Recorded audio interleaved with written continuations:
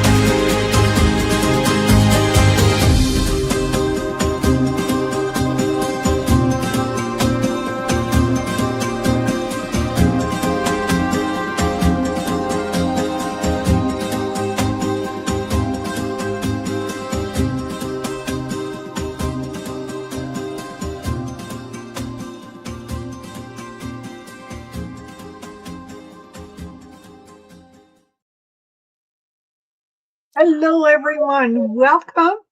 Welcome to Heart Centered Tarot. As always, my name is Marina, and I will be your guide for this portion of the journey.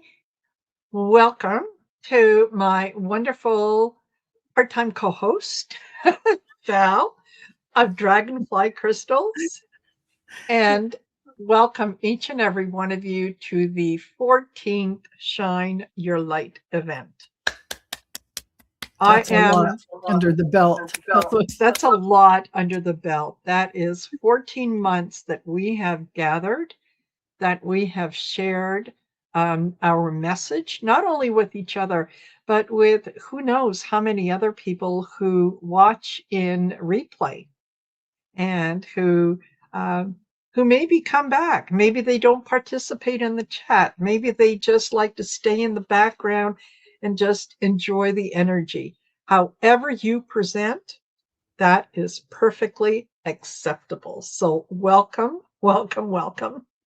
Yeah. I will say hello to, there's 42, 43 of you in here right now. So thank you all for joining us.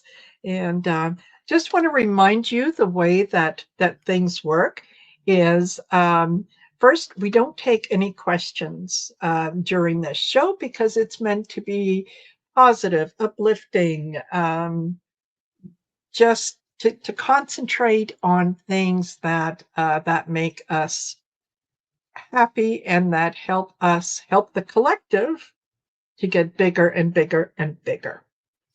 So, how are things with you, Val? Absolutely, Becky. Good. I'm going to tell you, people around me are experiencing a lot of activations, not activation, I mean triggering. Yes. Which might be activations, but I'm just saying this energy with the astrology and all the alignments and things happening it's quite the challenge when I look at even my husband experiencing a more activated trigger than I ever see him with people outside of our family. I'm looking at him going, honey, that's a bit overreacting, isn't it?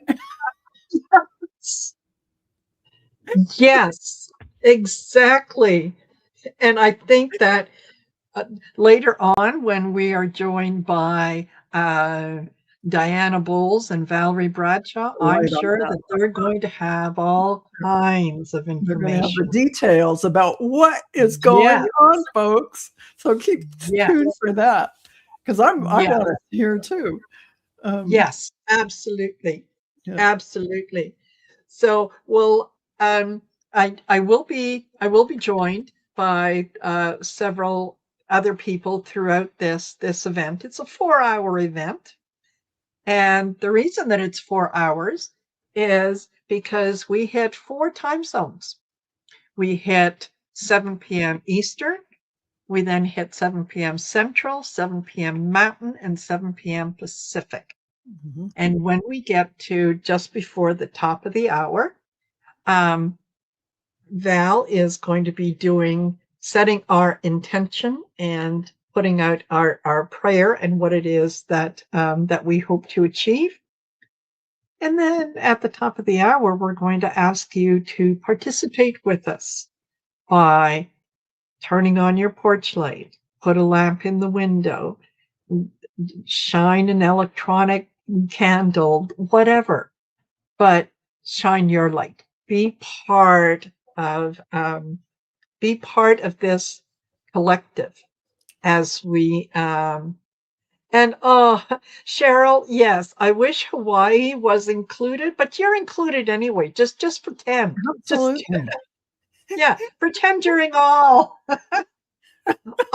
four events. Oh my And goodness. yeah, so generally, we normally have a little discussion and we, chat about things. Today, for some reason, um, I was inspired to make some notes and to kind of write down what it is that we're doing. So, um, and I will share that with you. So this was where where it came from, how it arrived. I would like to think that it was a channeled message. I will take it. I will take it. Absolutely. Yeah. So here we go. Welcome to the 14th Shine Your Light event, a monthly gathering of like minded souls who are helping to consciously and intentionally manifest the world we want to live in. Based on love, compassion, unity, and our collective participation in the I Am, the source we all come from. And we believe that anything is possible. The impossible just takes a little longer. And remember, impossible is made up of I am possible. And yes, anything and everything is possible when your intention aligns with the most benevolent outcome for all concerned. Our souls have been on a journey through Earth School many times. We have learned that when we are together, when our intentions align with those of love, light, compassion, and unity, we truly become the spark that ignites infinite possibilities. We are all divine beings having a human experience. We cannot appreciate the sunlight without darkness, change without questioning ideas, love without feeling lonely, joy without knowing hardship, freedom without knowing restraint, unity without knowing segregation. The fact that we are all here, now, at this moment, speaks to our spiritual growth and aligns more closely with the concept that the world we want to create is one of inclusion, love, truth, and ultimately one of pure joy. That is what we are here to do, to remember. We've known all along that together we are better, that where there is enough for everyone, that filling someone else's cup doesn't mean that your own is depleted. What has taken our human journey thousands of Earth years to understand has been but a blink of an eye to our greater selves, the I Am. As you join with us for this event, do so with the knowledge that our collective vibration resonates with our highest purpose, that what we are doing is making a difference, and that your participation in this event by turning on your porch lights and shining your light at the top of the hour is being multiplied exponentially across the universe. Be the change you want to see in the world without fear and in the knowledge that ultimately light always wins. Always. Okay. So Beautiful, that's beautiful. That was magnificent. I loved it. So thank you. inspiring and so true. It really Yeah. gives us that insight into what this is all about, what we're here for, what we're here Yes. on Shine Your Light for, all of this. So we're all headed, we're on the same page, headed together. Yes. Um, I love that. Yeah. Yes. It just this and most of you know, and I always like to include Sherry of Trancing with Spirit. in this introduction, because this was something that her guides gifted to her. She shared it with me, and then ultimately she passed it on to me. This is something that I absolutely look forward to every month. I love doing because I know it's working. I can Absolutely. see it working. Mhm. I can feel it working. Mm. And it just makes me want to share more and more and more. Yeah, So, absolutely. I love that. yes, Yeah, yes, yeah. And tomorrow, yeah, yes, yeah. Kimberly Canoe said, yeah, tonight's energy carries over to tomorrow's full moon. yes. Yes. And tomorrow is Imbolc, which is Yeah, the beginning of great new things. Um, it's when we start to celebrate the the coming of spring, the coming of renewal, the coming of things that are designed for our growth, for our growth. yeah, So, um, yeah, the fact that we're doing this and the days align, yeah, it's fabulous. absolutely. It is. It's fabulous. So, um, just to and I'm not exactly sure when particular folks are going to join me today, because I kind of left it a little open. Okay.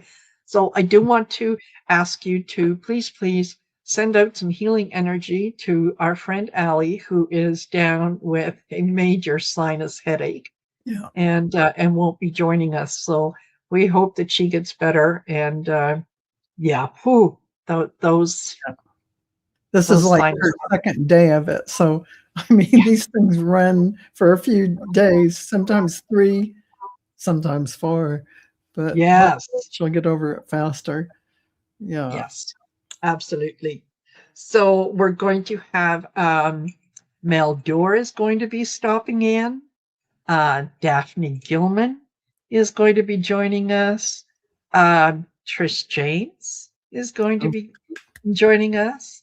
So is Deborah Zackow, ooh, uh, Sheila Olden, Celtic Terror Sheila, and of nice. course, yes, Okay. Diana Bowles, Valerie Bradshaw, and and our amazing Terry Suzuki is going to be join us in the end to do the what whatever she's been guided to do, whether that's an akashic healing, whether that's whatever it is. Yeah.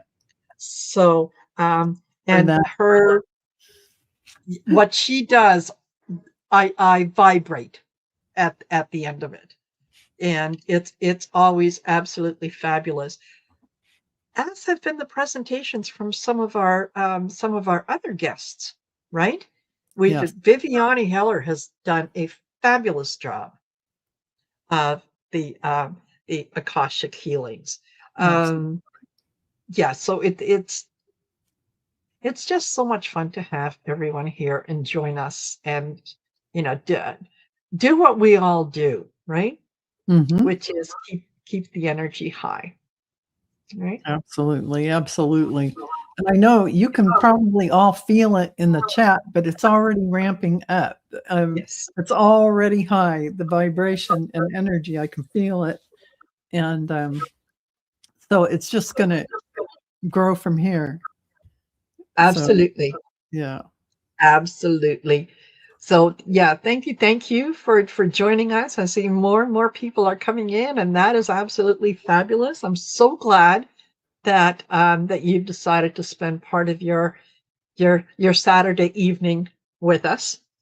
And yeah, I when you mentioned earlier, Val, about yeah, people that little bit of a trigger where we're kind of reacting with out of something that feels unusual.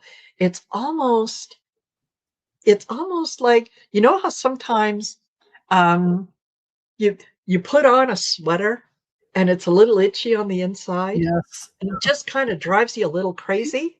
Yes. and then you say, okay, I'm not putting this on anymore, and you take it off. It's kind of like that, where we're letting go of a lot of things that don't serve us anymore, that we have no use for, that don't align with the higher vibrations And it and can be even frequencies. things like feeling like a betrayal, which is Yes, all made up in your head, but your emotions got all tangled up, and yes, it's not even based on fact. It's yes, all kinds of things inside of you that are looking to be addressed. This is yes, coming up in triggers into our yes, awareness. So just crazy things that you never would have had happen to you at any other yes. time. Yeah. Yeah, or even, excuse me, something in my eye.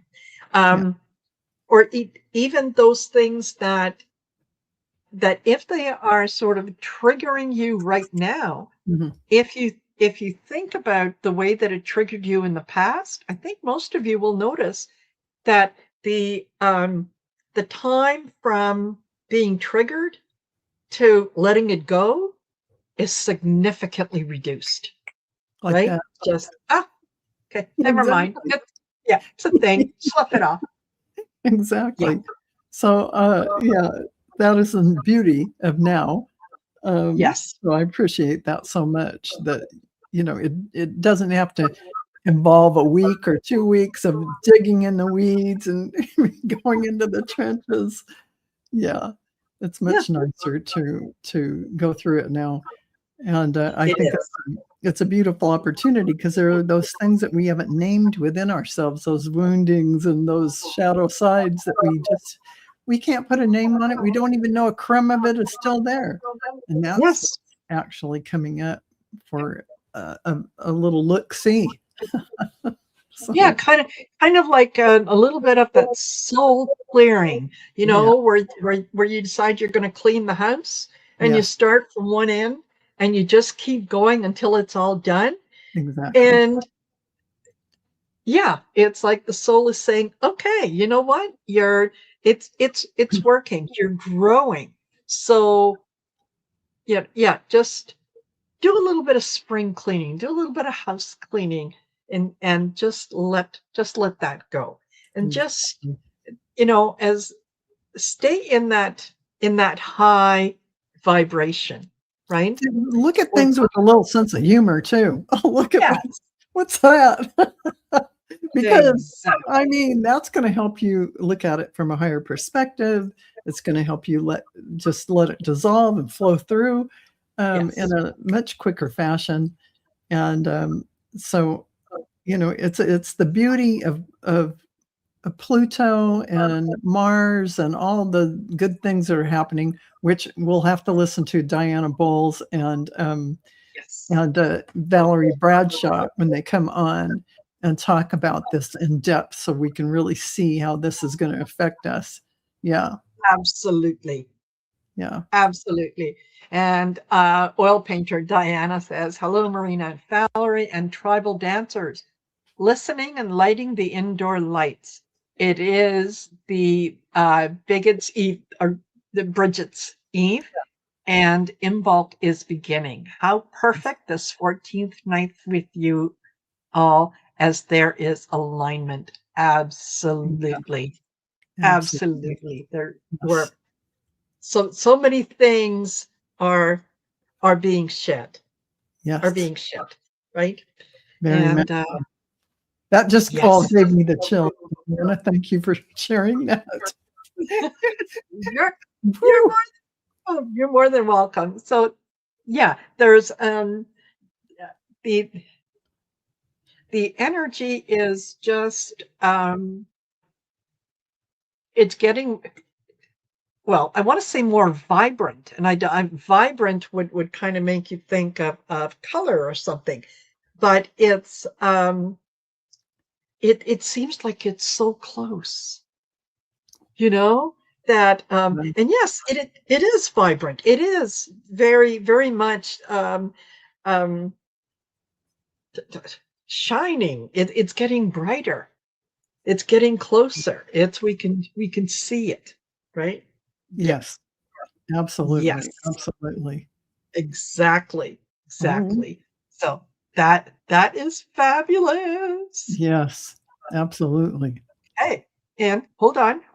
I see I'm there There's she is. there she Look, is. look who it is. It's Hiroshima. Hey, Sheila, I made it. you made you it. did. How are you? I think okay. How are you guys? Pretty good. This energy is kind of challenging in some ways, but Yeah, I'm having a hard time with it. yeah. It's like an upper level type of and I know I'm echoing. I'll put my things in. Stuff that I'm having a really I mean it is so weird. I've never been here in this empathic way ever. Ever. Mhm. It's pretty So, intense. Let's just yeah, say that. Yeah, I mean it's just so different. And it is. it's like weirding me out. Yeah, But we all know he's yes. dying. I think that's what it is. I honestly believe that's what it is at this point. Is that we're feeling? It's like we've been dealing with this for so long. We've been like literally attached to his energy for so long. Us that now that when Yeah. he's dying, I've that dying feeling is what it feels like. It's really weird. I don't know how to explain it enough. Yeah. Well, I get it. I get it. And yeah, Anita Fonte said, I thought it was just me. The energy has me feeling like I need to let go of things. Yes. Yes. Yeah, There's Yeah. a there's a lot of yeah. that. Maybe some other people have better words for it. All I can do is feel it's. Yeah. You know what I mean? It's very Yes. intense like Absolutely. that. For sure. Absolutely.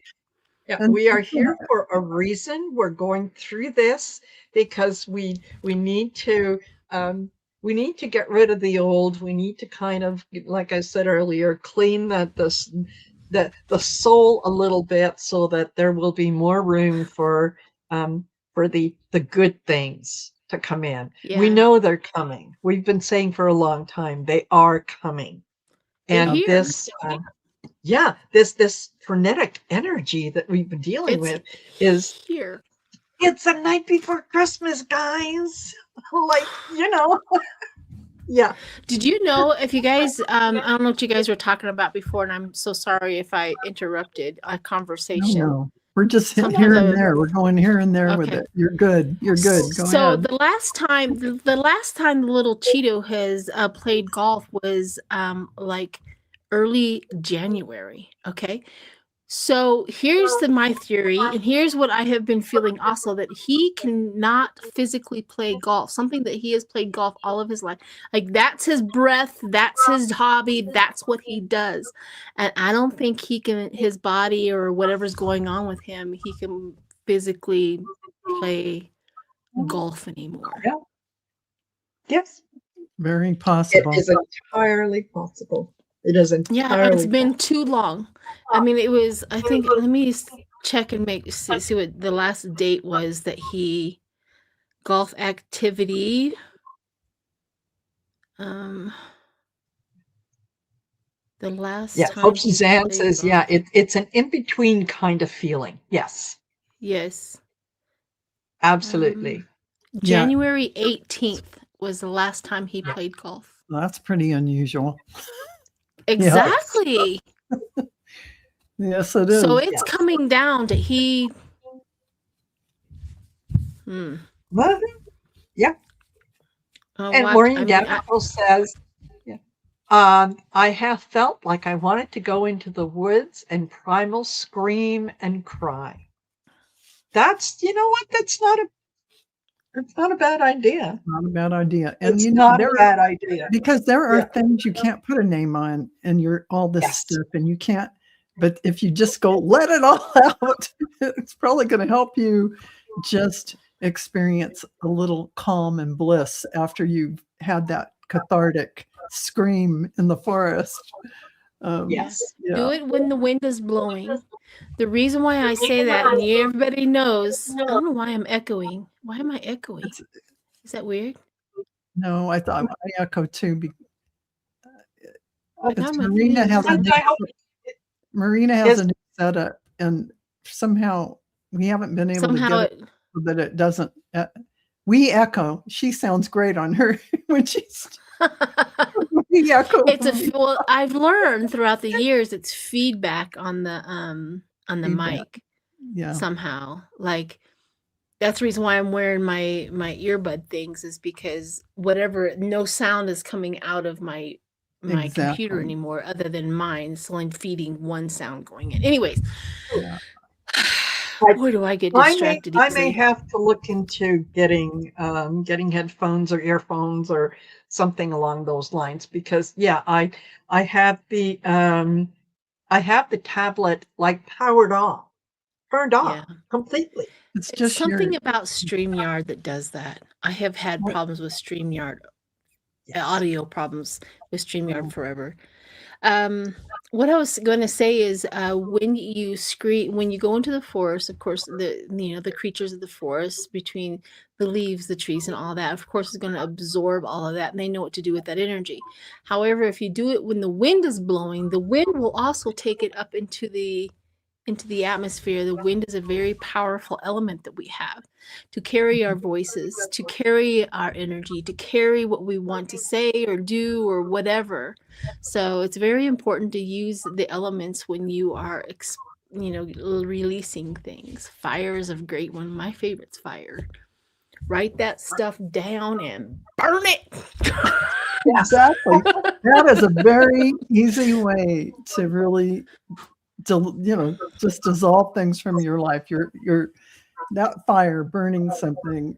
Exactly. Yeah, That's a quick absolutely. way. If you want to, slow way is to bury it into the earth and let it Yes, decompose naturally. exactly. Which Yeah, sometimes slowly letting going something is something somebody can do. But yeah. So anyways, that's my 2 cents for the day, whatever that's worth. I think that's a good Perfect. information. Yeah. We can all use We are that. getting very, very close to the top of the hour at 6 or 7 p.m. Eastern.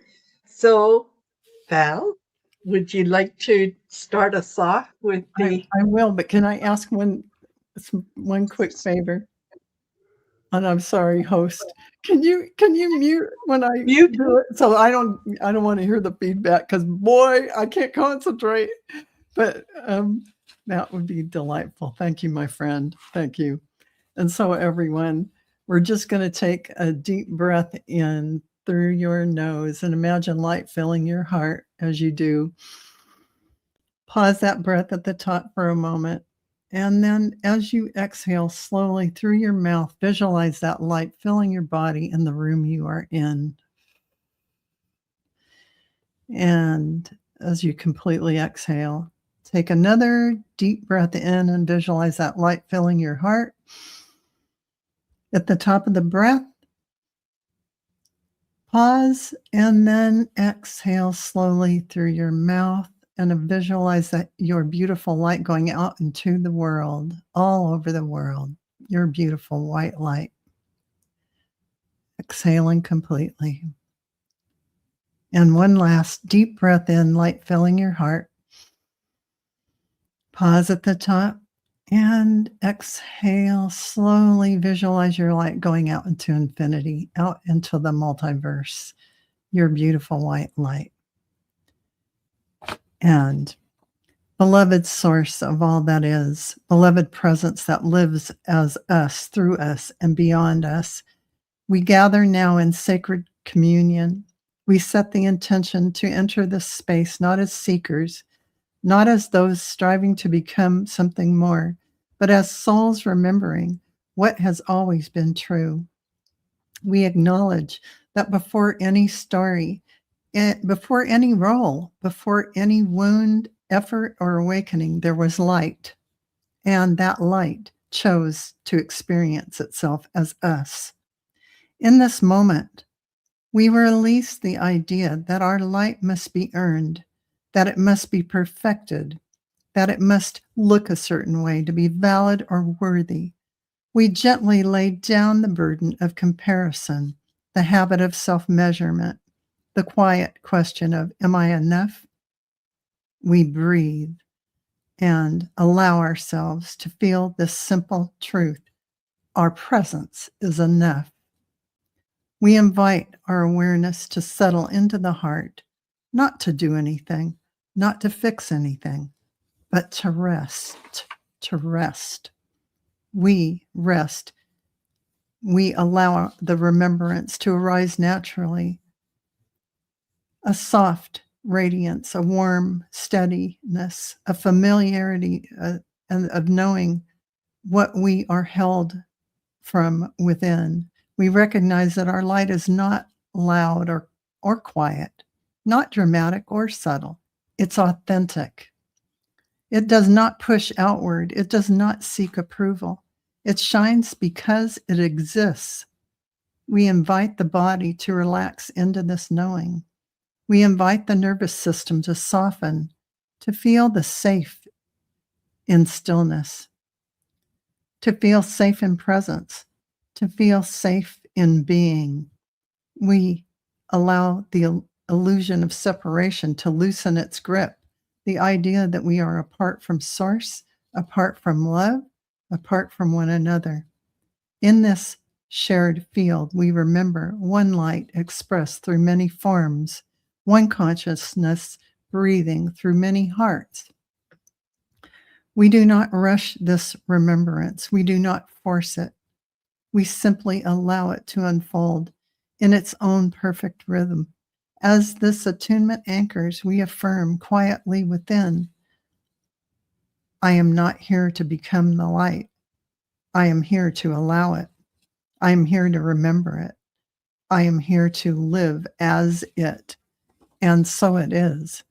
Sealed gently, anchored lovingly, and received in grace. So it is, and so shall it be. It is done. Thank you, thank you, thank you. Okay. Marina, unmute.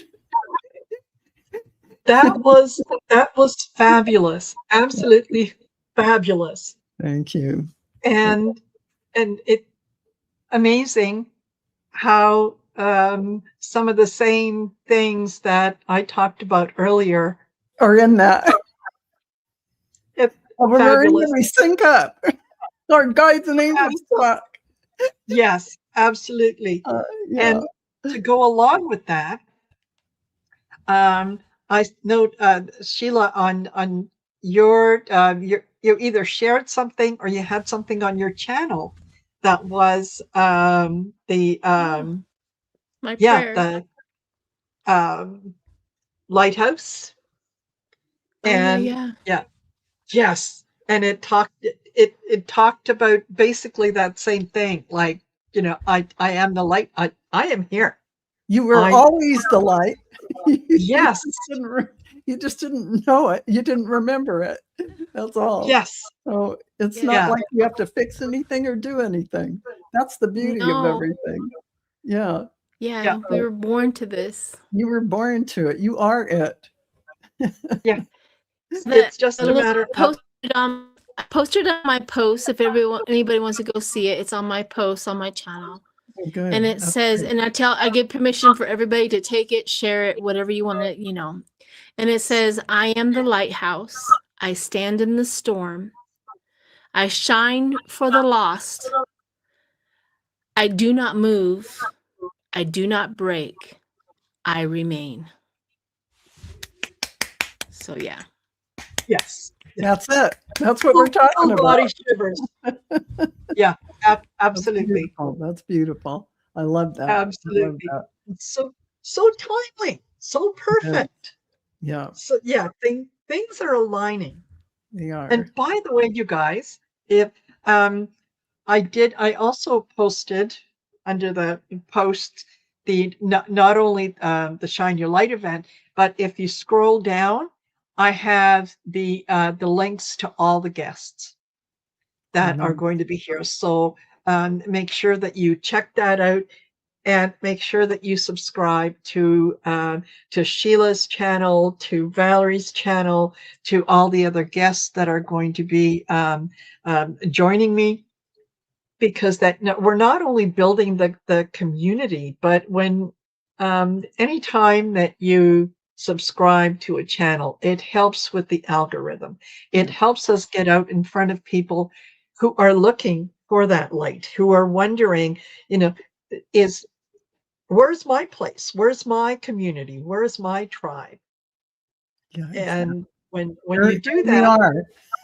yes, yeah, and we could say, here, come on in, the water's fine. We love it. Well, Yes. I'm gonna take this moment to say goodbye to everyone, because I'll be back in another hour. I'll Yes, let you you visit with will. Sheila and Thank enjoy you. her. And thanks, everyone. Sheila, I love All you. right. See you in a bit. Thank you. Bye, Bye. Val. Bye. Good job. Bye, Val. Thank you. Yeah. Excellent. And I will just remind you guys that we do not take any questions during this this particular event. So whether they're personal, political, whatever, we don't do questions. But we're glad you're here with us. Stay for the good energy. So what Right. have you been up to, Sheila? What have I been up to? um Well, on my channel, I just did a couple of videos, one with Mel Door, where we had a great conversation, and then I just did one with Dave Johnson, which is another great conversations that we're having. And of course, I'm on with Hogarth and Lena Rodriguez and Lady G on Wednesday Yes. evenings. So there's that. I'm on the struggle bus of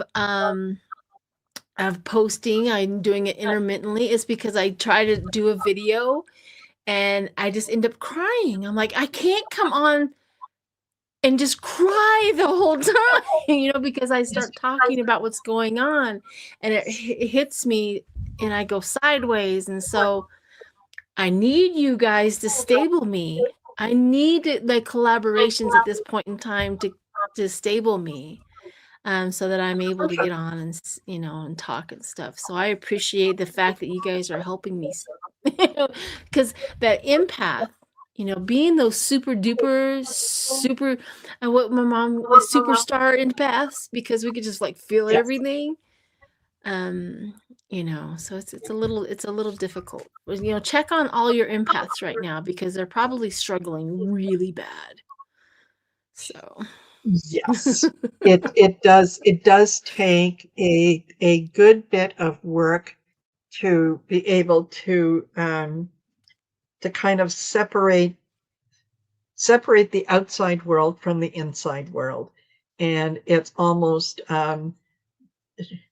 it can be a struggle. That's that's why some people do get emotional. Some people get headaches. Some people just get very tired and just want to go to bed. And so it's because we are feeling all the feels.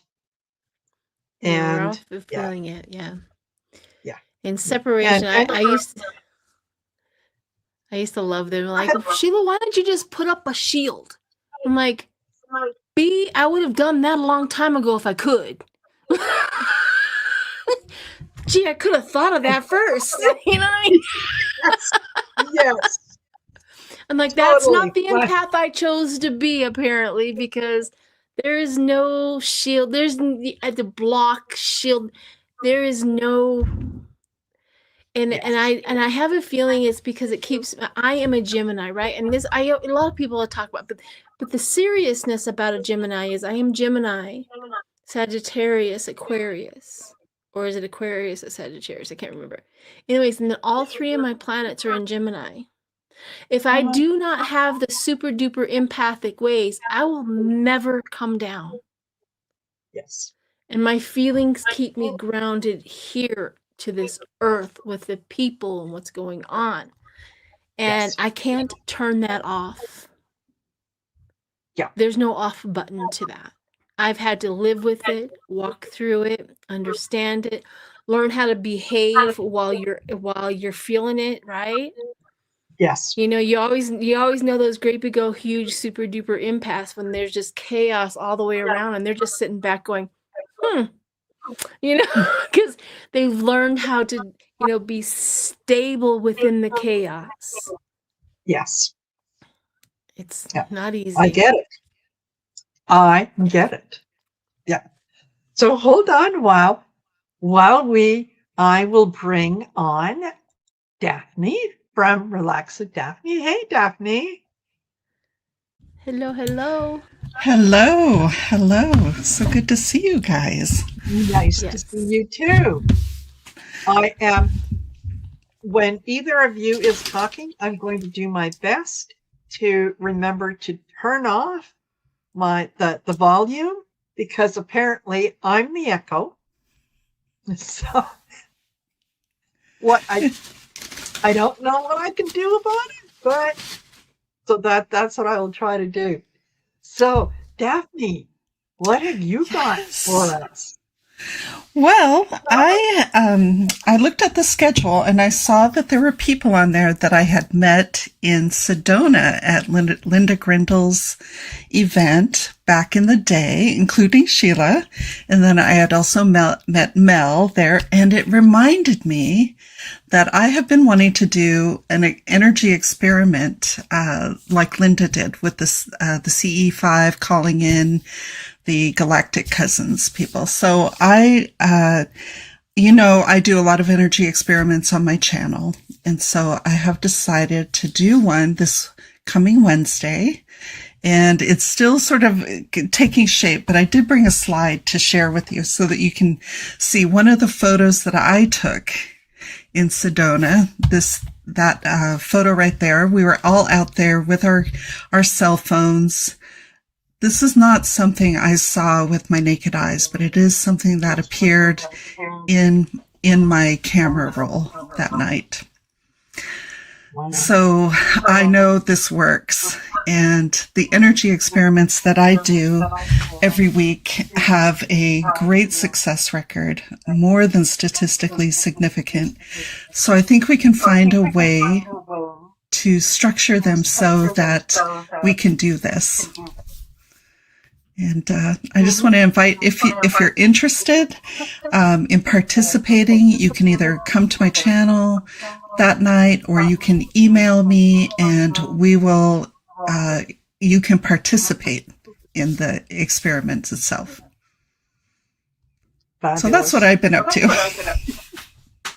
Fabulous. Okay, there we go. All right. Oh, we're in a different arrangement. Okay. Am I still echoing? Am I? No. Okay. I don't know what's going on. Somebody's echoing. See, I'm still echoing. I don't know what's going on. Deal with it, okay? Just deal with it. Be Rosanna, Dana. If it's not one thing, it's another, okay? For sure. That is really, really interesting, Daphne, because I remember a couple of years ago, there was one of the readers that was on here, Lilac Lantern, Andrea, and she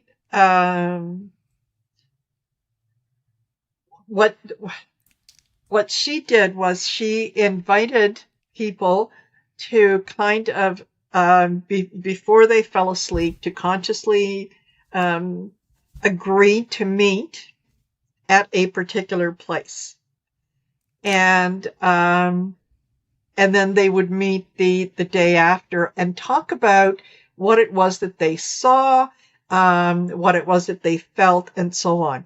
And she herself would go in, and she either would have a particular picture or a word that she would share with anyone that she sort of came across within that dream state. And when they first started doing it, it was, it was kind of interesting to what people were picking up. Towards the end, that people were picking up on the words that she was saying. So it is possible. It is possible. That's so interesting you would mention it, because I participated in the one she did with the Crystal Cave in Mexico. And I got there and I saw her, but I could never see her face. I could only see the back of her head. And I just followed her through the cavern, just giggling with delight that I had made it there. It just was so fun and so beautiful. And there is so much fun to be had playing with these types of experiments and expanding your consciousness in general. Absolutely. And lots of us are really suffering as empaths, as you were talking about, Sheila. And I think it's important to balance some of the service that we do as light workers with connection with the divine, right? And to nourish ourselves in between these dreadful things that you might experience on a day-to-day basis. So it's we need both. We need to know what's going on. We need to be grounded and open-eyed, but we can also keep pushing forward with our own goals. Yeah, absolutely. Ultimately, we are on this journey together, right?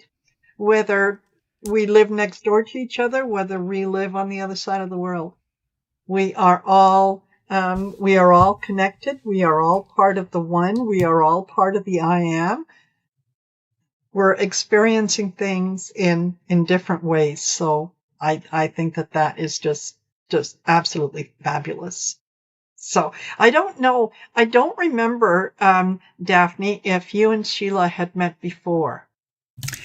Well, we did meet briefly in Sedona. Yeah. Yeah, I remember. I remember faces forever, and I remember her face very much so. I remember saying hi. I met so many of the subscribers there, so that was really cool.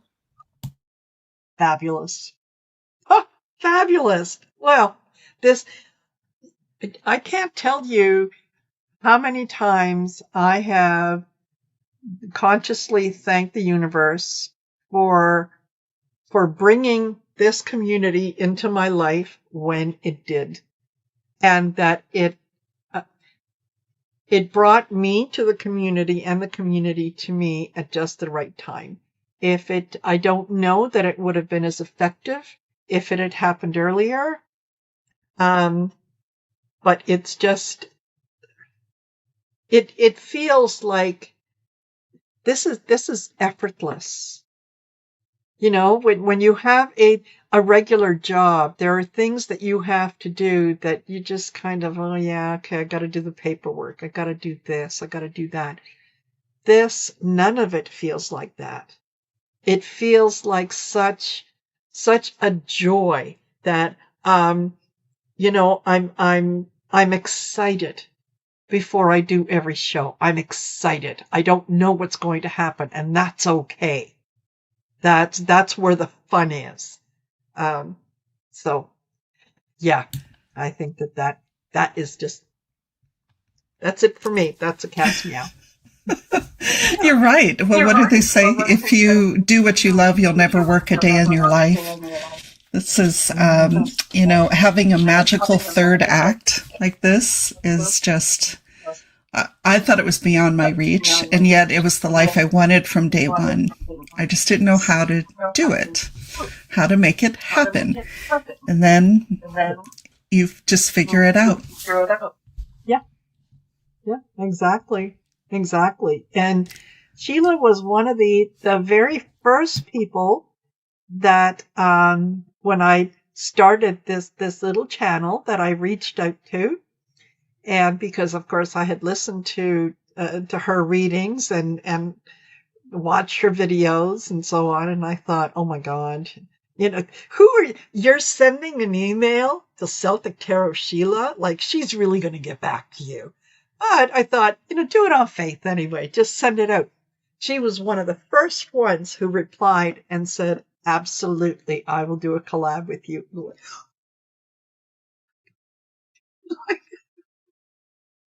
Yeah. And every once in a while, I remember that first one. It was fabulous. It was, but it was so, on some level, it was so painful because when I look back on it now, I think, oh my God, could you have found something else to wear that day? Could you have done something different? It was with your hair? perfect. Yeah. It was absolutely perfect, and it was the right timing, and they loved Yes. everybody loved the video. And I truly believe that we walk shoulder and shoulder. There is nobody higher or lower or anything. We are equal, and we walk shoulder to shoulder and doing this work. And so I always feel honored that somebody chose me. You know what I mean? Like, oh, she wants to come on my channel. All right, cool. So it's like that. Yes, exactly. And that it is, I am always open to anyone that's new, who reaches out. Absolutely. Because it's that, not only because that's what was shared with me, but because it feels good to do that. It feels good to share, to share that energy. You don't know what the next person that you're going to have a conversation with is, how they're going to change your life. This is one of the things when you allow spirit to lead, right? Yes. You end up making those connections that make no sense. There's no, factual evidence that this is going to work, except spirit has said, do this. It makes it really interesting when you're, at home negotiating things with other people, and they're like, we should all turn left, and you're like, no, spirit says turn right. Yes. It just takes time to build people's confidence in that themselves, in accepting that direction, that pull. And I'm really big on making notes and testing it, right? My intuition says X. I'll try it. What were the results? And as you do that, you develop such a refined ability to discern those messages. They're so quiet, right? And you can talk yourself out of all the good decisions. Exactly. Because you know what? Spirit whispers, ego screams. So, you really have to pay attention when the spirit is talking to you, because it wants you to focus on what it's saying. And it's forever forgiving. Spirit doesn't judge you. It doesn't say, well, I'm not sharing that message with her anymore because she didn't listen the last time. It just, it just keeps presenting it to you until you pick it up, and then it goes, okay, you got it. Let's move on. So my guides usually end up saying, I told you so. Okay, let's try again. I'm like, all right, yes. Because I argue first. You want me to what? Yeah. To who? Yes, why? Exactly. See, as soon as I get through those, and then I get to where I'm supposed to be. Yes. I blame it on the other twin. Yes. Yeah, that's right. And see, you could do that as a Gemini. You can absolutely say, oh, well, yeah, it's my evil twin. And yeah, I remember very much in the beginning, yes, having those conversations with spirit. Like, no, I'm not doing that. No, forget it. I'm not doing that. And then it's like, fine, I'll do it your way. And then being surprised that it worked out so much better. Yeah, I'm usually in the car and everybody thinks I'm probably whacked out because I'm yelling in my car, "Fine, I'll do it." Yes, Like, who is she talking to? You exactly. wouldn't believe me My, if I told you. yes, my imaginary friend. Don't you have one? You know? So, yes, absolutely. And we have done some, and we'll have to schedule another collab really soon, Sheila, because it's been a minute. It has. It has. And I before I go, I'm going to brag on Marina for a little bit. So I came up with these brilliant ideas, as I do, right? That's a joke. Yes, But there was one thing that came to mind. I'm like, what I would love to do is do a video with Marina. And while she is in her remote viewing, I'm going to present cards. And what happened in those videos is she had her eyes closed. She had no idea what card I'm pulling. And she's walking through her remote view, saying what she's saying. And the cards are collaborating with what she is saying real time. real time. Real time. I was so impressed about how that worked out. And we need to do another video like that because you are just, you're my girl. Oh, You're thank my you. girl. So yeah, we definitely need to do that. And it's nice being on here with you. Is it Daphne? Or Daphne. Daphne? Okay. Yeah. Okay. I Yes, remember faces, names not so much, but yeah, and my channel is a little bit different. It's I came from a healing background. I'm an energy medicine practitioner, so I overlap, but we're not 100% like, I'm not doing. Yeah, we're fluid. Yeah. We're fluid. Yes. When we're in this realm, we're in the metaphysical, we're fluent, right? Yes. I hear the dead relatives talk to me, but I can't recall it like that. I can't just kind of like, okay, call them in and let's have a conversation. It just happens to me. So that's where I'm kind of at the weakest, but it does happen. So I understand how we're fluid in all kinds of situations and what we do and things we're good at, things we're not so good at, but we try. I'm always available to the realm of whatever you got. So anyways, I'm going to get out of here. Thank you so much for letting me join. And thank you for all your subscribers and all the kind words I have read. And yeah. Yes. Yeah, Bye. absolutely. Make sure that you are subscribed to Sheila's channel, and I'll be texting you later, and we'll firm up a date, and let's do that again because I was going to mention that before you did. Yes, let's get that done. All right. Excellent. Bye. Thank you, Sheila. See you later. Bye for now. Oh my gosh. She's so amazing. She is. Yeah. She is, and I like the idea that one of the things that really works with us is, Sheila will come up with the idea and I'll go, okay, I'm willing to give anything a try. As long as it's good, as long as it's positive, whatever, nobody gets hurt, I'll give it a try. Love that. Yeah.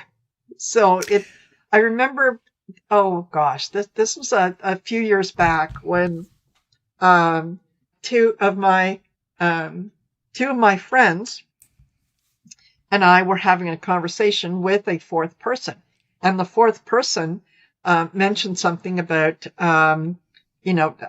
wanting to speak with a medium, and both of my friends who are mediums said, well, we could do it, or Marina's a medium. And I went, no, I'm not. I'm a tarot reader. That's it. I'm not a medium. And I fought that for probably the better part of maybe a year and a half. I'm not a medium. I'm not a medium. I'm not a medium.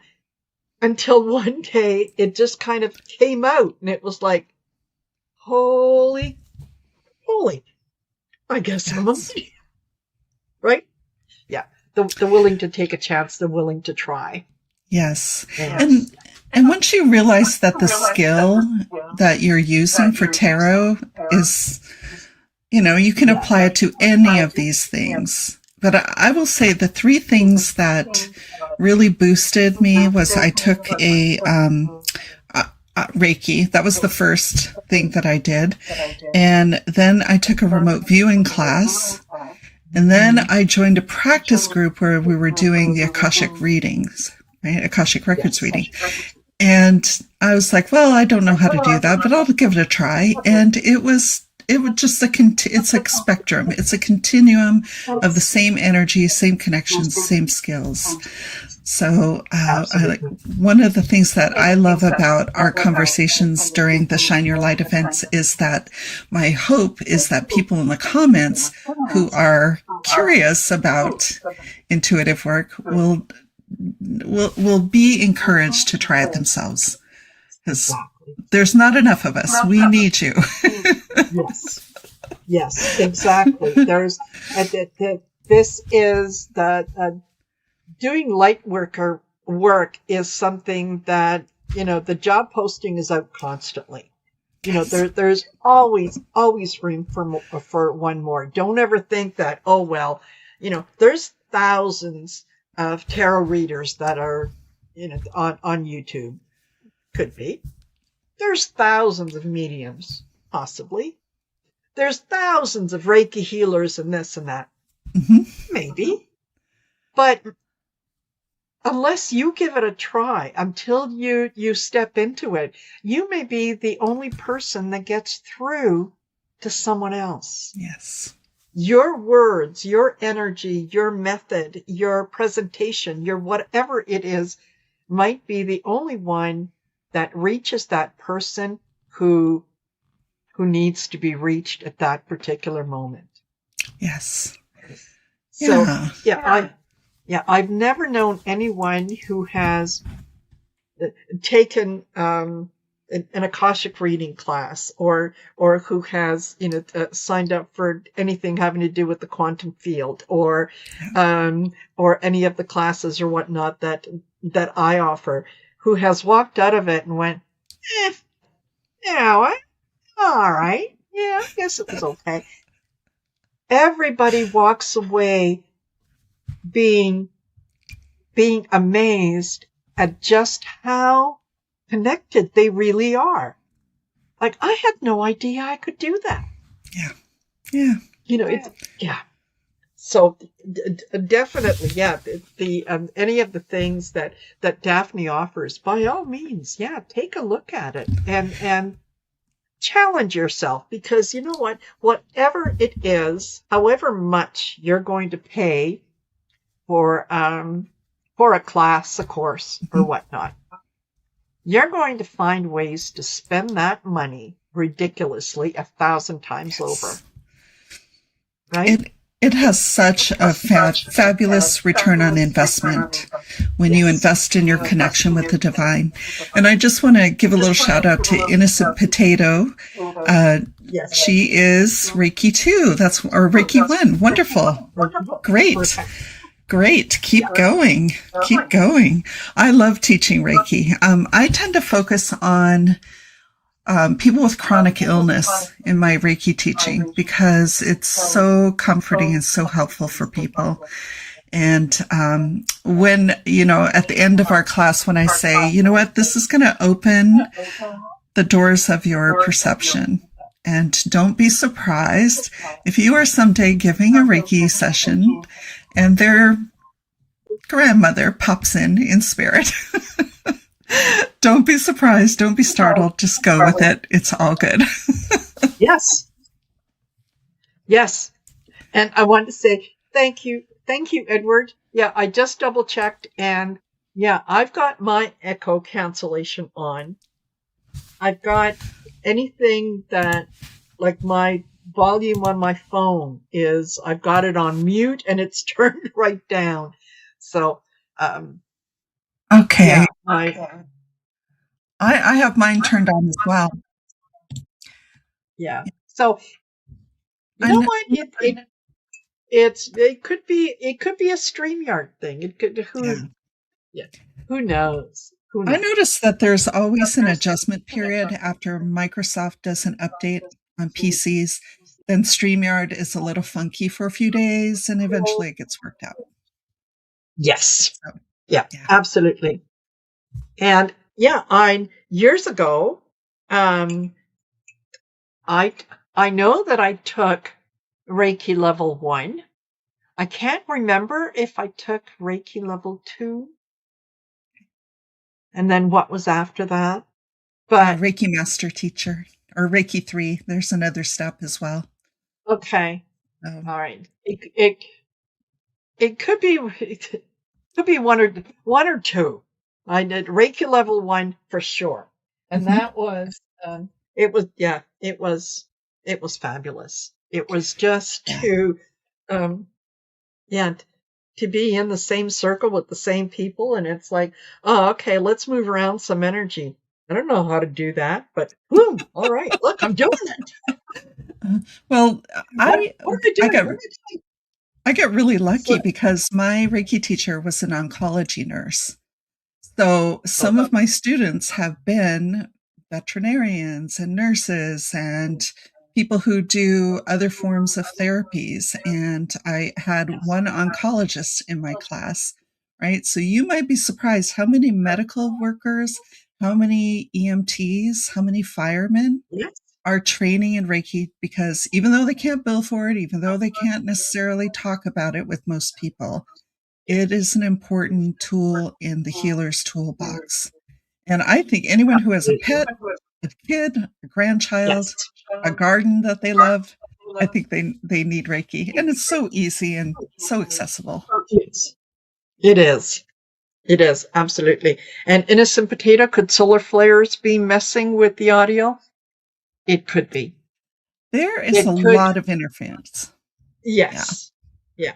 Lots, And lots, lots of things. yeah, I mean, I've been watching some videos here and there, and people who have never had problems, technical problems before, in years of tarot readings, all of a sudden their videos don't work or they fritz out.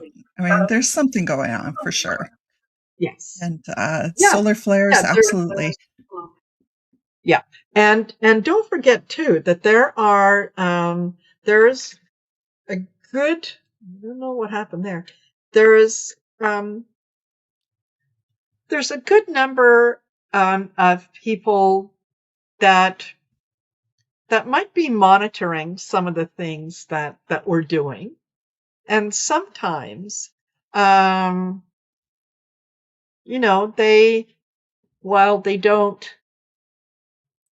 they may not necessarily want to fully interfere with us, but it's just kind of like, throwing a little bit of water here and there, right? Just oops, I, so I'm remembering the conversation I had with Sheila in Sedona, and I yeah, asked her about protection, right? And she yeah, said, I just told my guides that I have to be protected, and I'm not going to have to remind them every single day that I need protection.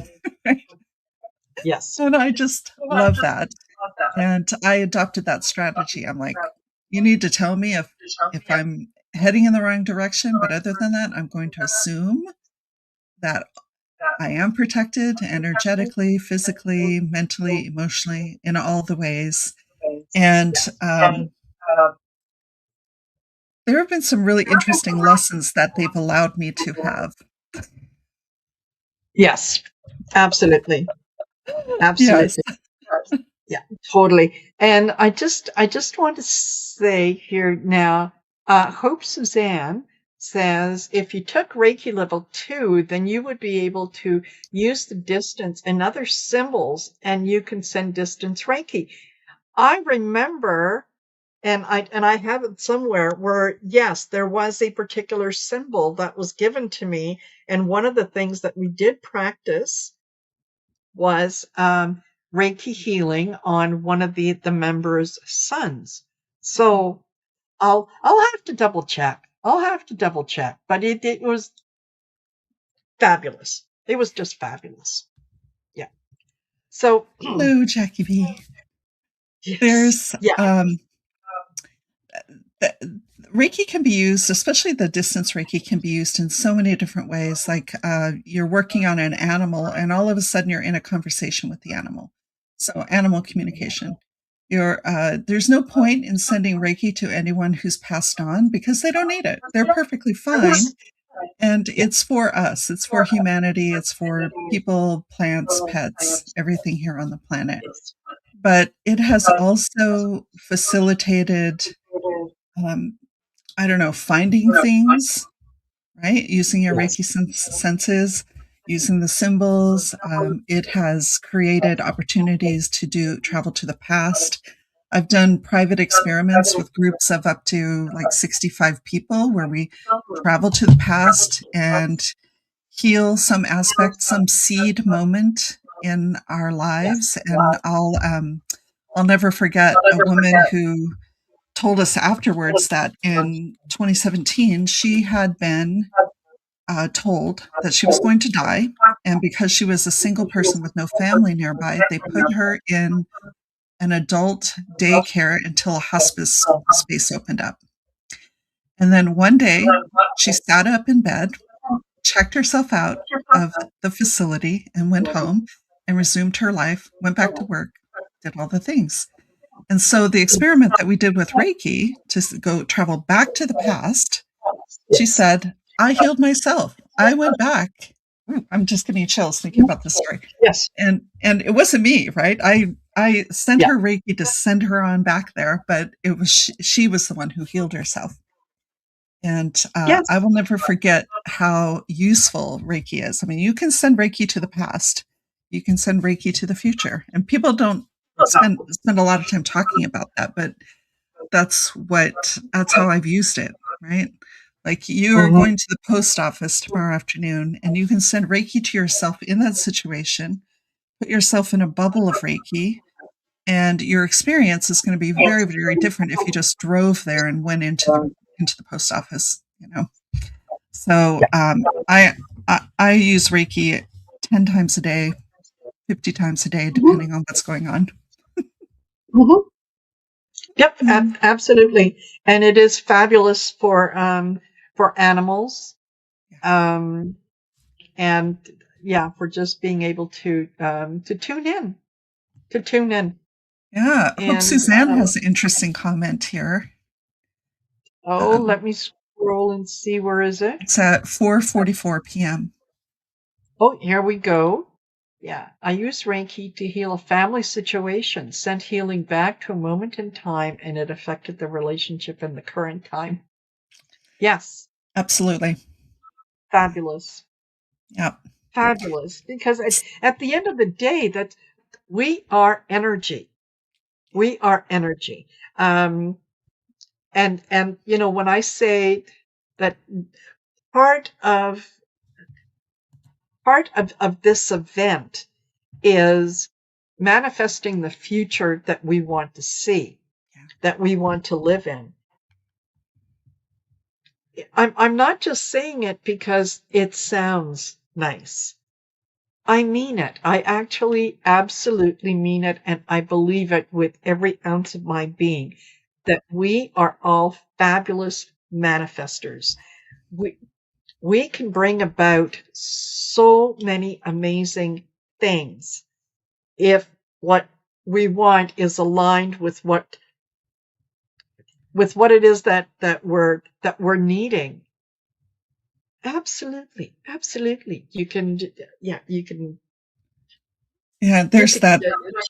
Change the past, change the future. There's that saying that whether you think you can or whether you think you can't, you're correct. You're right. Yes. Yes. So I think that's my favorite thing about doing this work is the freedom to explore. Yes. Responsibly, right?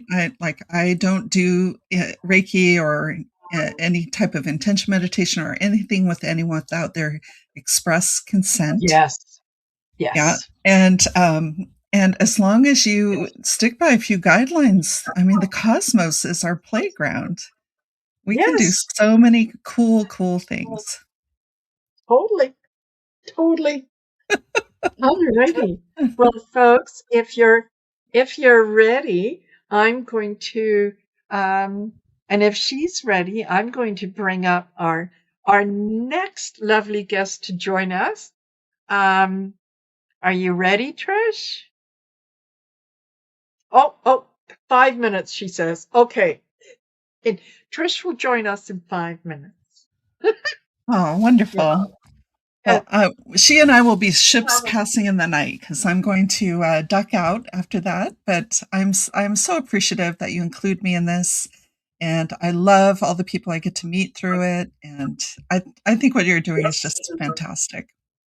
oh, thank you. And you know what?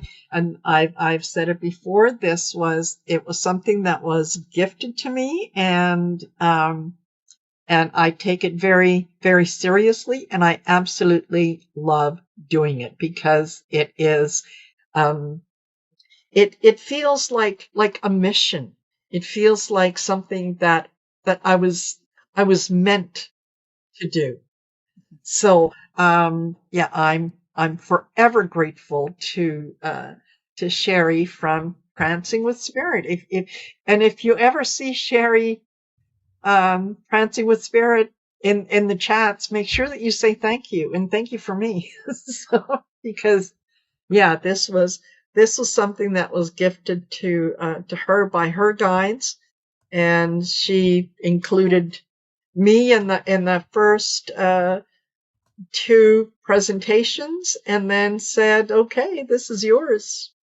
Run Oh, with it." So yeah, and it's been fabulous. I absolutely love doing it. So, and I can't wait for Val to join us just before the 7 p.m. Central Standard Time, and I think what I will do over the next couple minutes is, and I had read this, or yes, I had read this earlier, but I'm going to read it again because it was something that I was guided to write this afternoon, and wherever it came from. Wherever it came from, yeah, I'm going to learn English soon.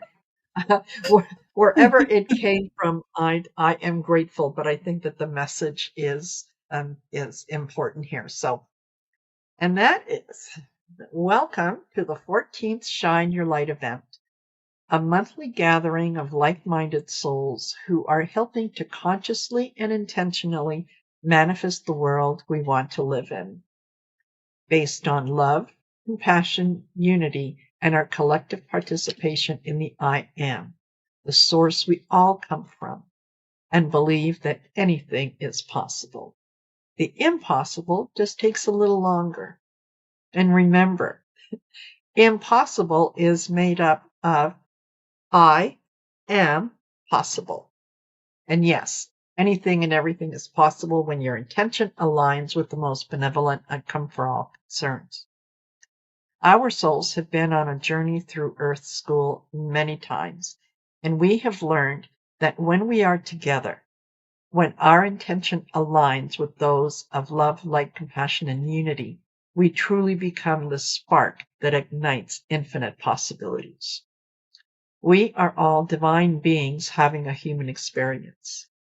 We cannot appreciate the sunlight without darkness, change without questioning ideas, love without feeling lonely, joy without knowing hardship, freedom without knowing restraint, unity without knowing segregation. The fact that we are all here, now, at this moment, speaks to our spiritual growth and aligns more closely with the concept that the world we want to create is one of inclusion, of love, of truth, and ultimately of pure joy. That is what we came here to do, to remember. We've known all along that together we are better, that there is enough for everyone, that filling someone else's cup doesn't mean that your own is depleted. What has taken our human journey thousands of years to understand has been but a blink of an eye to our greater selves, the I Am. So as you join with us for this event, do so with the knowledge that our collective vibration resonates with our highest purpose, that what we are doing is making a difference, and that your participation in this event, by turning on your porch light, by shining your light at the top of the hour, is being multiplied exponentially across the universe. Be the change you want to see in the world without fear and in the knowledge that ultimately light always wins. Always. So that's my message. That is so beautiful. Really good to hear that. Thank you. Yeah, like I said, wherever it came from, I'm absolutely grateful because it worked. It absolutely worked. Yeah. So are you ready, Trish? One more minute? Or you're ready? Okay. All right. I'm going to bring you on board. Hi. Hey, How are you both? doing Very great. well. How are you? Good, good. What a great show today's been. I've been listening while I've been doing my spring cleaning. It's funny that you mentioned that this morning about the spring. Oh, well, for me, it was morning. The spring cleaning. I was in rearranging all my bookcase, changing things around, getting it all looking good. I come across my really old Oracle deck, one of my first original ones that I made way back in 2009.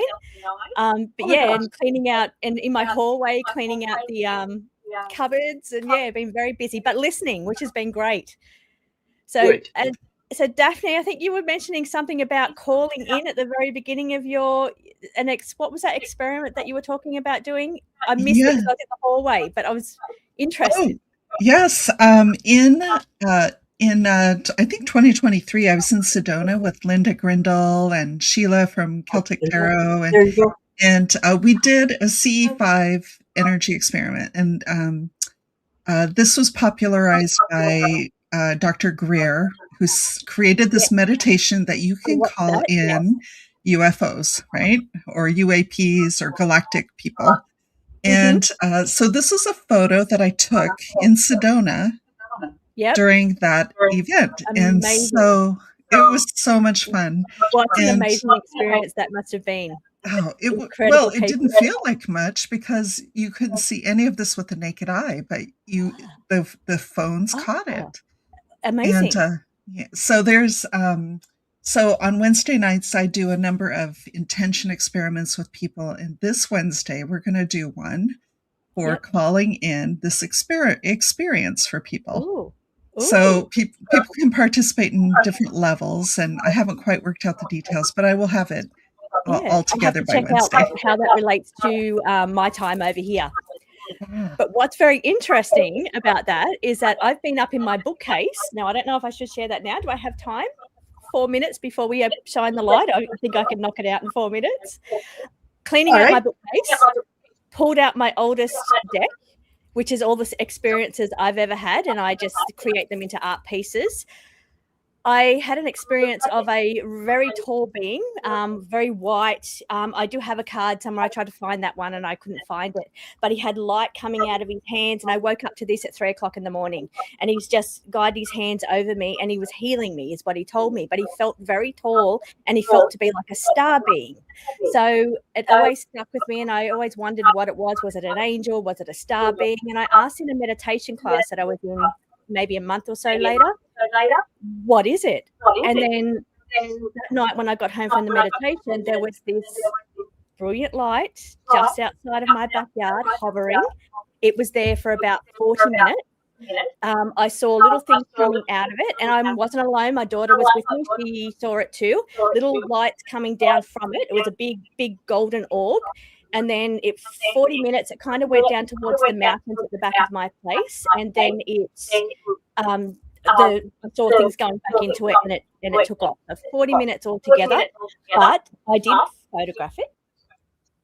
Oops. An art Oops. piece, which is this one here. Now, I don't know if you're going to be able to see it, but this, and I apologize, this is my very, very beginning art. So back in the very early days, this is, and it's kind of an angel image. So it's, I didn't know if it was like angel related or star being, but in the very corner, let me just point it out for you.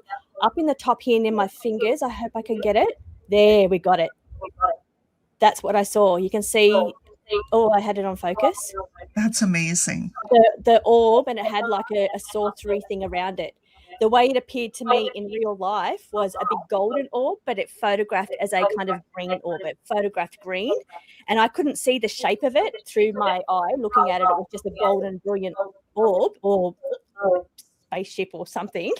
But in the image, you can see that it's like a saucer shaped. So I just popped that as a real photograph of what I took, and I popped it into an art piece. That is so that was cool. Wow. interesting. I happened to be in my bookcase cleaning out all my old oracles at the time you were talking about it. So I thought, oh, I'm going to go and find that card. That is amazing. Yeah. Yeah, I've had a number of experiences as well. So Me too. Me too. yeah, I kind of keep them to myself. Yeah, but I've had many experiences. Yeah. Well, I'm going to say goodbye. Thank you so much. Great to talk to everyone. Hello, Val. Hi, Daphne. See you next time. All right. Thank you, Daphne. Bye. Thanks for being here. Bye for now. I love that story, Trish. That was Thanks, amazing. Val. Thank you. Yeah. I don't. I never share that publicly because I love it. I don't want to seem too kind of weird. But yeah, No, weird. No. Yeah, I know. No, not weird. Rude. Yes. Yeah, no, not with this crowd. No. No. I feel safe. Good. You are. Oh, good. Oh, okay. Someone just posted, may I have a reading, please? I'm sorry, we don't do readings during the Shine Your Light event, but you're more than welcome to listen to the wonderful positive messages that we share. Okay. All right. Val? Yes. And Marina, Val? if you don't mind, I will mute myself right now. there's a little feedback. So thank you so much. And everyone, I know, here's the drill. I'm just going to have you take 3 deep breaths, going to lead you through these really quickly. Take a deep breath in through your nose rather, and fill your heart with beautiful white light as you take that breath in through your nose. And just hold it at the top of the breath just for a few moments. And then exhale slowly through your mouth and visualize that light going out into your body and the room you are in. And exhaling completely. And take another deep breath in through your nose, light filling your heart. Pausing at the top of the breath just for a moment. Then exhaling slowly through your mouth and visualize your light going out into the world, this beautiful light, white light that you are. And then inhale one last time, beautiful white light filling your heart, holding it at the top of the breath, and exhaling through your mouth. And visualize your light flowing out into the multiverse, out into infinity, out into all that is. That's your beautiful light. And beloved source, beloved intelligence that knows us completely and loves us wholly, we turn our awareness inward now with tenderness. We acknowledge that many of us learned often very early that it was safe to be smaller, quieter, less visible. We learned to dim our light, not because we were wrong, but because we were wise in environments that could not yet receive us. We honor the intelligence of these adaptions. We bless them for the protection they offered, and we lovingly let them know they are no longer needed. In this moment, we release the belief that Shining creates danger, that being seen creates loss, that expressing truth requires sacrifice. We invite the body to recognize that this moment is different, that now we are safe, that now there is grace, that now the system may soften. As we breathe, we allow fear held in the cells to gently unwind without reliving, without analyzing, and without effort. We release inherited patterns of suppression from family lines, from collective memory, from lifetimes where visibility carried cost. We do not push these patterns away. We simply allow them to dissolve in the presence of awareness. We invite compassion to meet every place where we learn to apologize for our brightness, to dilute our truth, to question our belonging. We place a hand, physically or energetically, over the heart and offer reassurance to the inner self. You are safe to be here. You are safe to be seen. You are safe to exist exactly as you are. We feel the dimmer switch, once turned down in moments of fear, gently, naturally, returning to its original setting, not brighter than intended, not louder than aligned, simply true. We allow the nervous system to recalibrate to ease. We allow the breath to deepen.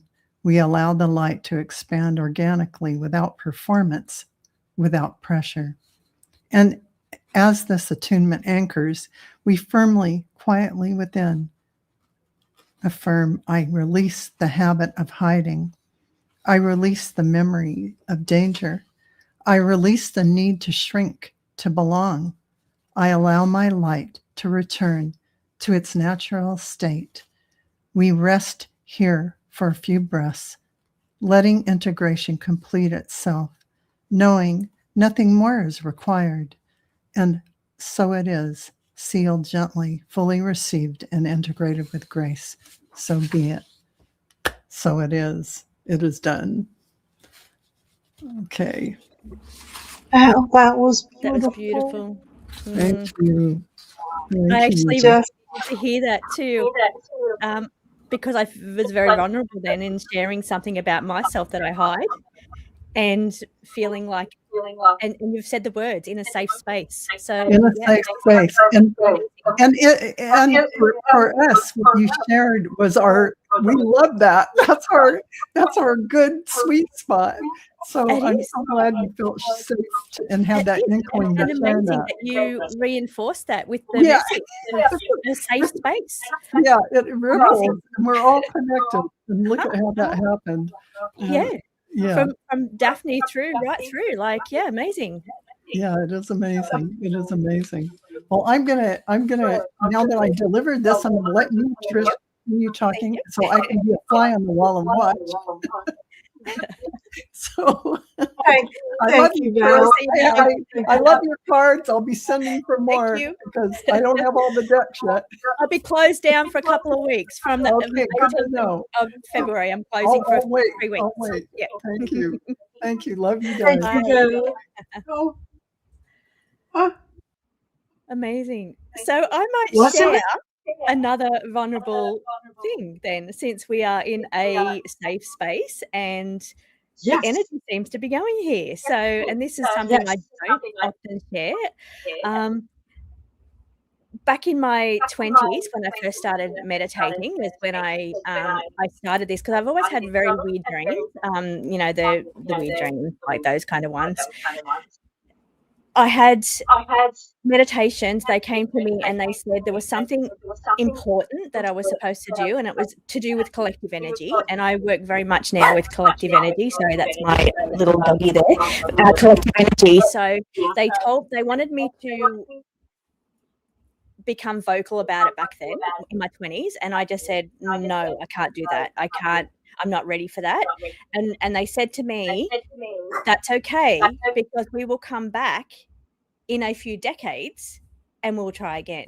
So, and I always remembered that when there was going to be this collective shift or this energy that was coming. There was always something they'd show me that was coming. They said they would return to tell me the best way forward or what the next step was. So I just feel it's kind of aligned to the energy everybody's kind of collectively feeling now. We can feel this shifting energy or this strangeness. I think it's about, and it's to do with the planets and all kinds of things, but it's just really weird that all of this is opening up again. And it's like now, finally, decades later, like I was 20 back then when that first happened. I'm 50s now. So that's been 3 decades. And now I am out of the spiritual closet. I am putting my face out there and my story out there. So, yeah. And I just think it is a kind of return back to that energy. And I think because there's something happening in the collective energy right now. There is. We were, we were talking about it earlier, about the fact that, that some people feel like, that we're being triggered a little more than we have been in the last little while. And the difference now is that when we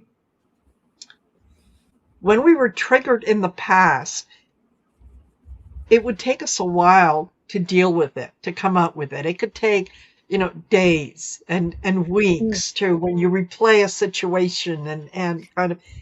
Now that the timeline is so much shorter that, we're triggered by something, we kind of want to react and we go, no, that doesn't work for me anymore. Yeah. And we can move on much quicker, through the down cycle, I think, like the low cycles, because we all go through cycles. I think we can move out of them a lot quicker. Like we're not stuck in that energy for so long. I was stuck in that energy for about a day, about a week ago.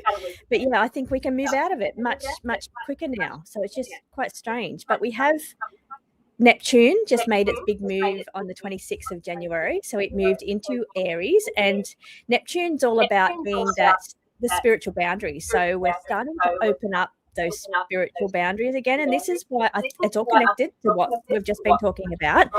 Neptune represents things outside of our physical body. So our spiritual beings and all of the woo-woo on the outside of the physical body. It has just moved into Aries, and Aries is the warrior. It's the one that moves into action. And I think it's a time of stepping into out of the spiritual closet for a start, but stepping into our light world energy. So because it's the Aries energy, which is the warrior energy, and the spiritual being of the Neptune, we're stepping into our spiritual warrior energy without fear, with courage. So I feel like that it kind of all aligns, and it makes us more open to talk about and share what we feel is our mission, because it connects to other people as well. Other people feel it as well. Yes. Yes, absolutely. Okay, Connie B said, it's difficult to hear Trish. There is an echo. Okay. Again, I'm going to try to mute myself when someone else is speaking. Hopefully, whatever it is that will it will fix itself. We've all done everything that we can on our end, so not exactly sure where it's coming from or what it's doing. We do several shows together, and we've never had this problem. The echo problem. We've never had the echo problem. And I'm on the same system that I'm always on. Yes. Yeah, it must just be something going on today. Yeah. Today or the last few days, it could be the solar flares. It could be the energy. It might even be our own vibration getting higher, and we just have to wait for the computer to maybe whatever to kind of catch up with us. Well, I had an interesting experience yesterday with the cameras. So I've set up a new system for recording, because I've been a photographer for so long and replaced cameras over every second year for 25 years. I thought, I've got these beautiful SLR cameras and DSLR cameras that I collect. I've collected them. I've never let them go. I should be using them for my videos. So I've pulled them out of my cupboard and got them set up. So I'm not today. Today I'm using a webcam, but on my videos moving forward, I'll be using my beautiful SLR cameras. But I've set one of them up and it kept blinking on and off. But every time I just put my hand near it, it'd go back on. And I'm like, what is going on here? And it happened to me the other week with the other SLR, the DSLR camera. And I thought it might have been because there was a light at the back. So I moved the light, but I turned the light off behind it. So it wasn't any interference with it in any way. But every time I put my hand near it, it'd come on.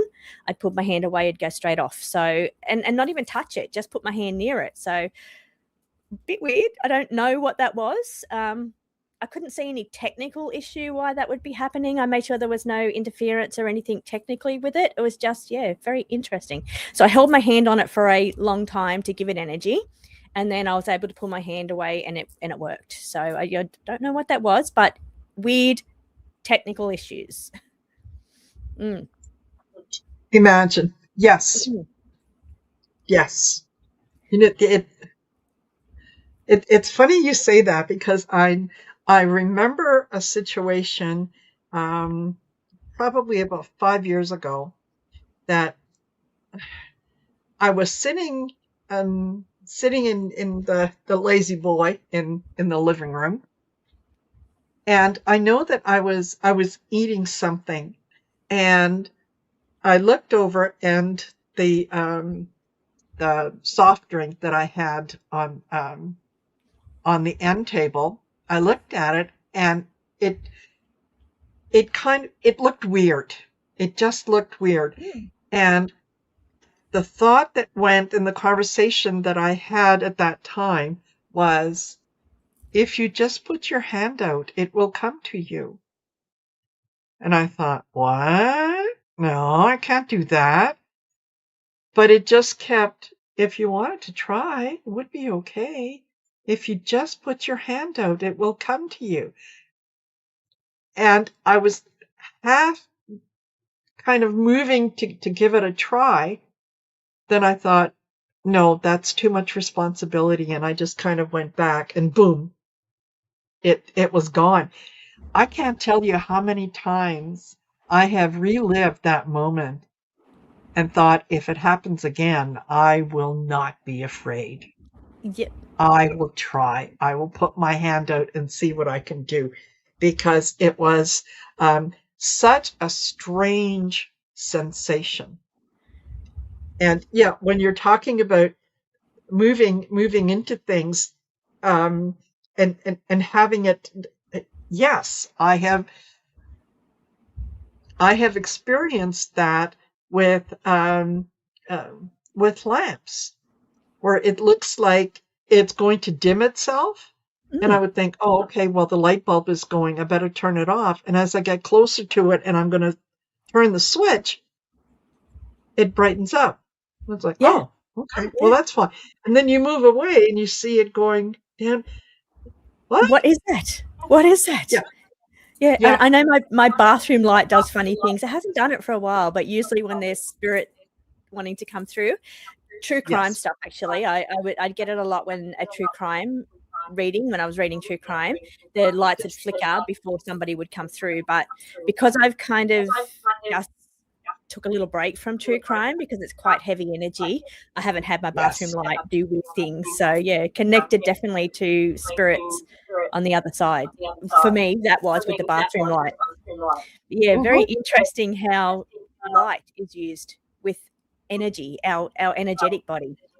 Yes, yeah. And what is light? It's energy. It's just confined. It's confined. Yeah, of course it is. Yeah. It's waves or particles. It's all physics. So yeah, when we look at it that way, amazing. Absolutely. Energy.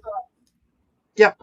I remember a couple days after my dad passed, and he passed at home, and my mom and my aunt and I were sitting in the living room, and we were talking, and my aunt kind of looked over at the light that was in the kitchen, and she kept looking at it, and Mom said, what are you looking at? And she looked, and my aunt said, it's dimming slowly.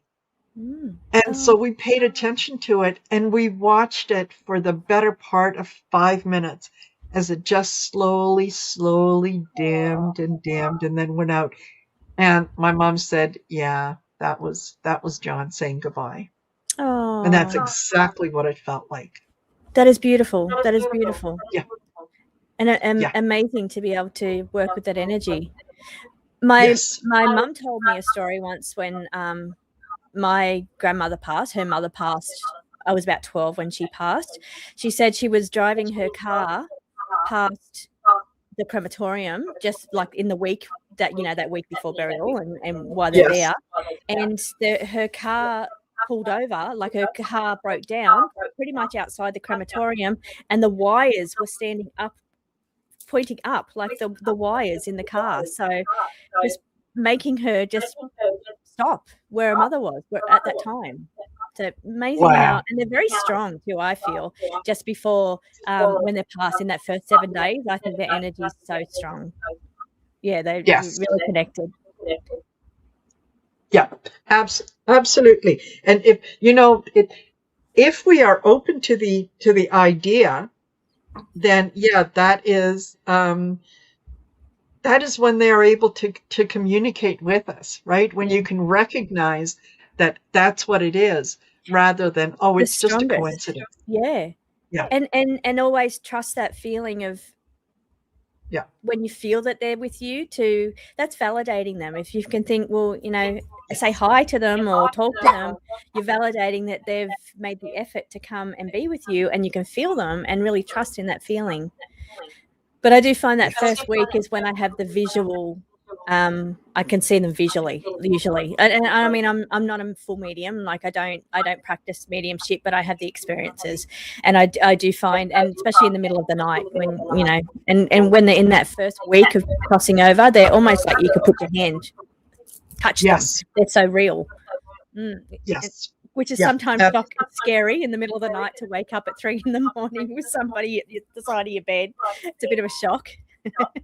Yes. Yeah, absolutely. But you know what? It works. And the more that you're open to the idea, that the more comfortable it becomes, so that, there might be that initial little bit of a jump of, oh, what's that? Yeah. Hi, Dad. Yeah. Yeah. But then realizing too, and I know a lot of people here would know this, we live in this physical world. We get up, we go to work, we have to make money to pay our rent or our mortgage. We're very physical, but there's so much more expansive energy outside of the physical. And I'm excited about this Neptune placement in Aries. I know it's going to be challenging for old systems of, say, power systems, governments. It's going to be very challenging. It's going to be for leaders and people uprising. There's a lot of that energy that's coming in 2026. So it will be challenging for them. But I think for people that are willing to move beyond the boundaries of the physical body and participate more in the light body or the spiritual body, I think this is where we're going to really be brave, and we're really going to have that courage to be able to face this stuff without fear. So that means more spirit apparitions. That means more connection and trust that there is something there. There's something there. And that's that courage to trust that we have a light body and there's more beyond this physical plane that we're on. So I'm excited to be moving into that energy with Neptune just entering Aries this week. Absolutely. And I don't know about you, but one of the things that I have noticed over the last little while is I have never been I was going to say I've never been ashamed of being a psychic, and no, that's not true. There was a time in my life where I did very consciously suppress it. Me too. Yeah. But even when I started opening back up to it, when people would say, oh, what do you do? Initially, it was, I'm a psychic medium. I read tarot cards, Yeah. and it was all not not apologetic, but not not wanting to advertise it. Yeah. And now Oh, you're over one the of those last weird few months, ones. Yeah, you don't know what now response it's like, to get. yeah, yeah. So what is it that you do, Marina? I'm a psychic medium, and I read tarot cards, and I connect with the energy, and Yep. so yeah, like stepping into that power, being that beacon of light, like Val said, living in that truth and being able to express it and say it without fear. To feel safe in that space to do Yes. that. So I'm the same. I've always done it. I've always lived it. I grew up that way. My parents, my father sees apparitions. My mother's practicing. She teaches meditation. She's always been a practicing card reader. When I grew up with her sisters and my cousins coming around, and they sit at the kitchen table reading tarot with the playing cards. So I've always lived it. But as far as expressing it to other people outside of my circle, that I'm into that woo-woo stuff, I would, for a long time, I wouldn't tell people that that's what I was into until recently. But what I'm finding now is that people ask me, when you go to a dentist appointment or a massage, both males, and I've shared that information. They say, "What do you do?" And I've actually said it. I read cards on YouTube, and they are fascinated. It's not keep pumping you for questions, and they're really fascinated with the story of such a unique career choice. So, and it's not the response I thought I would have got. So I always hold back a little bit. I'm a bit scared to say it. I don't know how to say it. I don't know how to say this is what I do. But the response has been really warm that I've had from people on the outside, into what I do, reading cards on the internet. Surprisingly, I think people are becoming more open to that. Absolutely. Absolutely, they are. And I just quickly want to say hello to all the new people who have joined us. Thank you so much for being here and for joining us and for being part of this wonderful energy. I love this energy. It just feels so not only powerful, but so warm, so safe, like a big fuzzy warm blanket that you could just wrap yourself in and go, it's okay. It's all okay. So yeah, absolutely. Hi to everybody. I managed to, that's what I was doing in that 5 minutes. I was connecting my channels. You know how it logs me back out and then logs me back in? So that's why I was, just connecting up the channels. But it's such a beautiful energy. And I think the whole shine your light concept is just amazing. It's just to share light and energy with people, especially in the times that we're in. But I think these placements that's coming up with the outer planets is really important because it is that safe space and that's that bravery of stepping into that. And I know for a long time I was scared to be open about, I was in the closet, I was in the spiritual closet, and I wouldn't tell people what I did or what I believed. But I think now it's that bravery of putting yourself out there. But also I think for anybody that's trying to get into it or trying to believe in it, and they're having these experiences and they're having mum or dad come through from spirit, and they don't want to feel you, but it's just that bravery to say, this is real. There's more than just our physical bodies, and stepping into that energy. And when you're a new reader and beginning to read for somebody, it's that having that courage to say what's coming through. So sometimes you start to analyze it, you think, oh no, that's nah. So I'm not going to say that. But it's that courage just to open your mouth and let anything come out, no matter what it is. Exactly. Fabulous. Well, I am going to bring on our next guest, the lovely Deborah Zacko. Grow Your Light. So hold on. If you're ready, I'm going to add you. Yay! I'm ready. Hi. Hello. Hi, Trisha. Nice to meet you, Deborah. I've been excited to meet you today. Nice to meet you. Did you got my my book? I'm hoping. Yes, I did. When Good. I'm away, I'm going away on the 18th of February. So yeah, that will be my reading while I'm on vacay. So looking forward to that. I just wanted to meet you face to face, and Yeah, Marina wonderful. psychically put us Fabulous. together for a few minutes. Appreciate that. Yeah. Hey, So we'll have a bit of collaborating coming up for 2026, which is amazing. Yep. absolutely. I hope this works out because I'm losing sleep over it. I got to calm myself down over the project. That's right. That's yes. I mean, that's spirit right. will take care of the whole thing. What is meant to be will be. Whatever way it happens, it'll be what it's meant to be, and spirit will guide us all the way. Absolutely. That is good medicine. Mm-hmm. Good medicine. Yeah. Thank Things you. always happen exactly as they should when they should. Yeah. Right. Absolutely. And it's sometimes we'd like it to be a little quicker, but wow. Oh well, I got plenty of other stuff. I've got squirrels all over the place. Squirrel. Yes. Yeah, absolutely. And so, Deborah, I thought that maybe you might want to share with us some of the numerology at the moment. What? Yes, it is so. Yeah. Can I talk politics? Is this a politics thing, or just a? Not really, but we don't like to totally concentrate on No. the What I'm saying political. is, We don't want them to drain our beautiful energy. We're building. No, okay.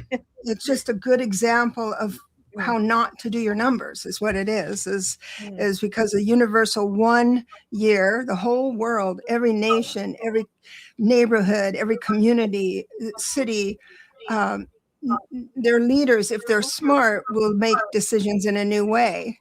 So our Ukraine, our beautiful Ukraine is making, there's so many other places that are light-footed. And so they're going to be just fine, or new beginnings with others. The ones that are the old guard that want to make decisions the old way, we get to watch that happen and see in real time that when you don't change, you're not changing with the way your perspective is, then things backfire. And when things backfire, sometimes they get a little hot. And but things will work out for sure. And definitely connected to that energy that I talked about, the old systems collapsing or dissolving because of Neptune moving into Aries. It's done in a very Aries way. So we're going to see this in a very possibly warlike way. We've got Pluto in Aquarius, which is all about, outside of the box solutions, but the power of the people, that rebellion energy. That's why we're seeing so much rebellion all around the world to do with our leaders. It's dissolving. The old systems are dissolving, and the outer planets are here to help us with that. Challenging times for sure, but it's meant to be, and we'll all move through it. But look at most of the country. How many times, a decade ago maybe, did they get out of bed and go in freezing temperatures to make a statement as a body, as a whole body? This is new. This is new for us, and very, very. The trick is to entertain the thought of making a new choice. Yeah. New choice. Yes. Yeah. 10 years ago, if the weather had been half as cold, people would have made the conscious decision, if it was voting day, not to go out and vote because it's a little cold outside. Yeah. I know. And conveniently, there's very extreme weather right now to try and hinder people from making a stand. Yes. But the people are feeling it. The people feel collectively it's a rebellion energy, and that's the outer planets, and that's also the astrology, the numerology as well. With the 1 year, it's all culminating, and then we have the fire horse energy coming in February. That is huge. Yes. Yeah, big transformations in a very powerful way, intense way. But it's all cool, it's anybody listening. It is so awesome because it is amazing. As a collective, our community, already there. We knew a decade ago what was going to happen, and it's just surprised that it's taken this long, but here we are. Yes. And so our transition is going to be get the popcorn out, watch. You know, we will participate, of course, but as far as the catastrophic lay on your back and throw in the towel, it ain't going to happen with us. No. Not No, gonna happen. we're here to embrace that change and that positivity in the most positive way. And I think here, the people that are the light workers and already shining the light, like I was given this opportunity 20, 30 years ago to make a stand and become vocal, and I didn't. I was afraid because I was so young. And they told me that in a few decades' time, I would have to do that. I would have to be vocal. I would have to show my face, and I would have to share with people. And I guess it's shining your light. It's helping people navigate through these really challenging times, but very necessary times. It's all for the collective energy. It's meant to bring in this new energy of the power of the people, and we're here to help transition them, I guess, in a way. And everybody's feeling it. It's not just us that are already vocal and out there. Everybody's feeling this shift of changing energy. Right. I don't want anybody to be afraid. No, that is. We got this. Sorry? We got this. I said, we got this. Yes. Yeah, absolutely we do. And you know what? Fear can work both ways. Fear can motivate you into taking a stand where normally you might have been quiet, or fear can motivate you to do nothing. And I think that people are through some of the fear that is being kind of thrust upon us, is people are recognizing that no, I'm not playing that. I'm not giving into it. Yeah. You know, you can They know it's a game. Get thee behind me. Yeah. Everyone's too aware. We know that's a game. It's a game they play to harvest our energy, and we're not standing for that anymore. Exactly. Yeah. Saying, no, that's okay. I'll brave the cold. Yeah, I'll go out there. Yep. And yeah, there's going to be 1,000 people standing in front of me. That's okay. Yeah. That's okay, because I'm here and I know that there are people behind me. And yeah, we're just, we are consciously manifesting what it is that we want. And we want inclusion. We want fairness. We want truth. We want justice. Yes. We want accountability. Exactly. And you know, all the things that we've been told we don't need to worry about. You know, you don't have to think about that.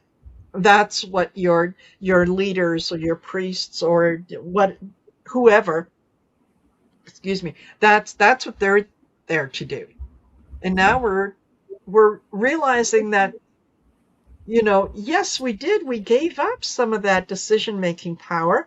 And for a while it was okay because we didn't have to worry too much about what the ramifications of not participating were going to be.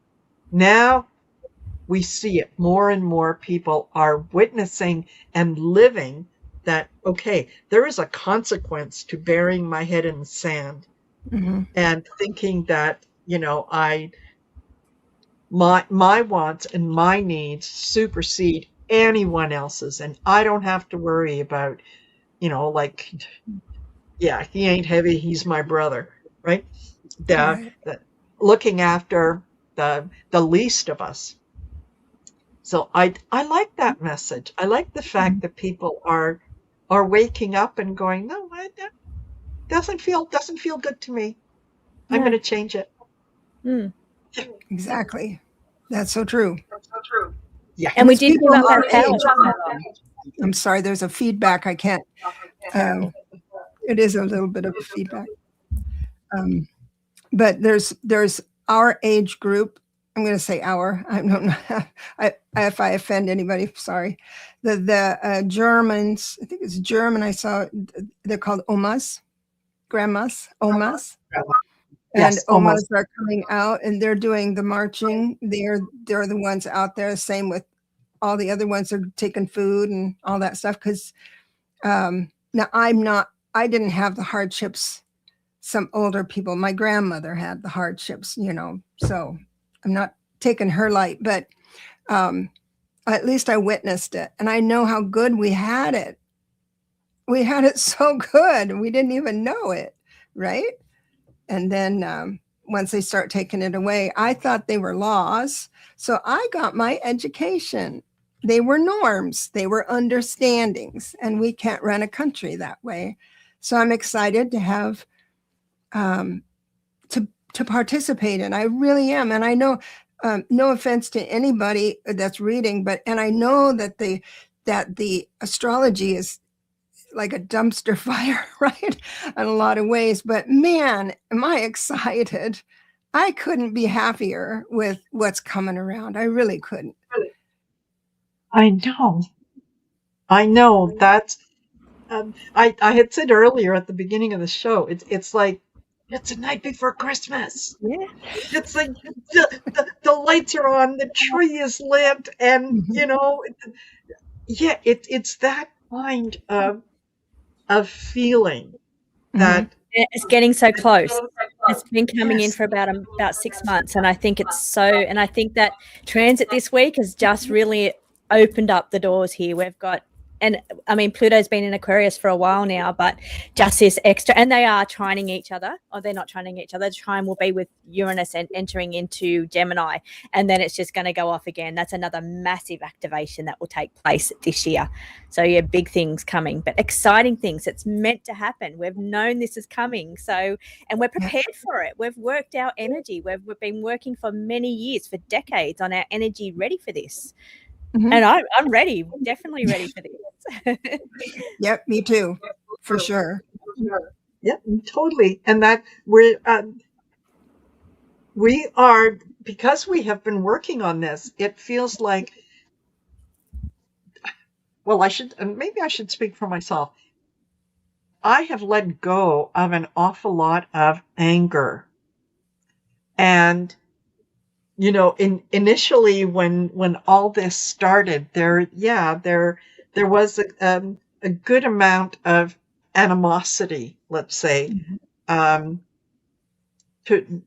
towards people on the other side. I no longer feel that. I feel more settled and ready to have a conversation, ready to explain, ready to answer questions without being judgmental about it. A couple of years ago, I would have said, "Oh yeah, sure, I'll listen to you. I'll talk to you, but I'm going to remind you that blah blah blah." It's that I'm going to remind you part has been removed. That now it's like, yeah, the excitement of what is coming. I know it's not just for me, it's for everyone. Mm-hmm. That people are seeing the light. They are asking questions. Yeah. And life is the strictest teacher. Yeah. It's the strictest, like when you're raising your kids, don't eat with your mouth open, and they say, forget you, and say, okay, life is going to teach you how to behave out there. And it's harder when your friends come out and tell you that. The thing is that once that started happening, something changed in my heart as well. And I let go of the idea that I had to be the one to let them know, educate. Not that I was ever any good at it, because I'd get so emotionally involved. But so it changed overnight for me, and it surprised me. My heart softened, and I didn't really work on it. I didn't much pray for it. I just, felt like everyone else and wished I'd like to get rid of the anger and be at peace. And all of a sudden it happened. Well, I think that that division tactic, because it's a tactic to keep the people divided, has been just that. And I think it's a lot of hatred energy. It's hatred energy that you're putting in the collective when it's that us versus them. I'm not political. I probably don't trust politicians. I think, it's more for me, the people. I'm more about no matter what your beliefs are, no matter what your religion is, what your political values are, I think we're all just spirit in physical bodies. We're all here to learn something. We're all here at this particular time for a certain reason. And I think that when we're divided in the hatred energy, it kind of slows down the process of what's supposed to be happening collectively for the people. I think it's a tactic to keep our energy down. And when you step out of that and you feel that softening, that soft energy, the hatred's removed. It's because you are living in your spiritual presence. You're living in not your physical or the hatred or the anger that's been pushed upon us. It's more about living in that space of my mission as a spirit, why I'm here at this particular time, does not involve hatred. It involves love, acceptance, and whatever it is that we're here to do together. So I don't prescribe to that division. I'm collective all the way. People are all just spirits in a physical body. This is a really dense planet, and it's hard to get where you are, where we are, thanks, Holy Spirit is here. Thank you so much for showing up, Kaylee. I appreciate that. And everyone here, it's so nice to have you and to join hands in this light that we're experiencing now and our softening of our hearts. And it's hard to say yes to a 3D. This is the most densest, if you believe in parallel earths, which I do. This is the densest earth. And so we have done well and definitely going to be fine. Yeah. And I think we can hold space for others too. And I think the more people that turn their lights on, shine their lights, I think the more people, then they hold space for others as well. I think it spreads like wildfire, just like hate does as well on the opposite. True. Exactly. Yeah. I think people are recognizing that there is a difference in energy. There is a difference between and I hate to say us and them, but I don't have any other words. That, would you rather spend an afternoon in the energy of someone that you can enjoy having a conversation with, that you can laugh with, that you can smile with, that, you could just have a good time with, or would you rather spend an afternoon with someone who makes you feel heavy and unimportant and somehow lacking? So draining, I think that draining your energy. Yeah. So I think people are making conscious decision that, no, you know what? I like the other side. I'd rather spend my time. Though. That's stepping into sovereignty. That's saying I am responsible for my energy. I'm responsible for what I'm radiating out of my heart. Is it that softness or is it that hatred? That all comes back to you as an individual person on what you radiate and what you choose to put your attention on. Yes, exactly. Yeah, and this is wonderful. Okay. Casey Ross said, I shared earlier that my mom and sister said there was a difference in me when I went home in December. Like there was a light around me. I literally prayed daily to shine my light since these started. Beautiful. Oh, wow. Thank you for sharing. Yes, absolutely true. There is, you do. You shine. You shine. People like being around that energy. They, I get asked more often than not is, you can't be that happy all the time. I am. I do have a drop every now and then. I try to stay high, but sometimes you crash. Sometimes you have a little, it's cyclical, but like we talked about, it doesn't last very long. It's like a day and then you're back up to raising your vibration again. Yes, exactly. But otherwise, what you see is what you get. It would take way too much energy to pretend this. To pretend. I mean it, right? What a heavy lift that would be.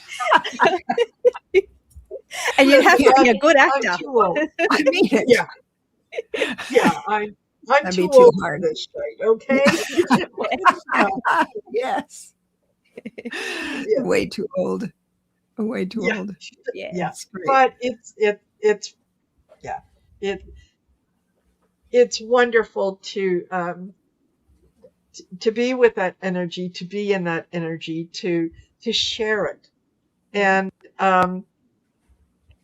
especially the sharing part is that, I do this because it makes me feel fabulous. Mm. So when I share my energy with all of you, with the guests, with the Connected. people in the Connected chat. is the word that I get. Yeah. It's a Yes. beautiful Yeah. feeling. Yeah, it is. And you Mm. just kind of want to stay there as long as you can. Yeah. But we have to Yeah. recognize it's challenging for some people too, though. Some people are in such situations of stress and struggle that it's very difficult to try and pull yourself out of that energy. So we have to recognize that it's not your fault that you're going through that or that you can't get there. You just have to be patient with it. And the power of prayer is amazing. So, yeah, really tap into that energy of connection and the power of prayer to get you there.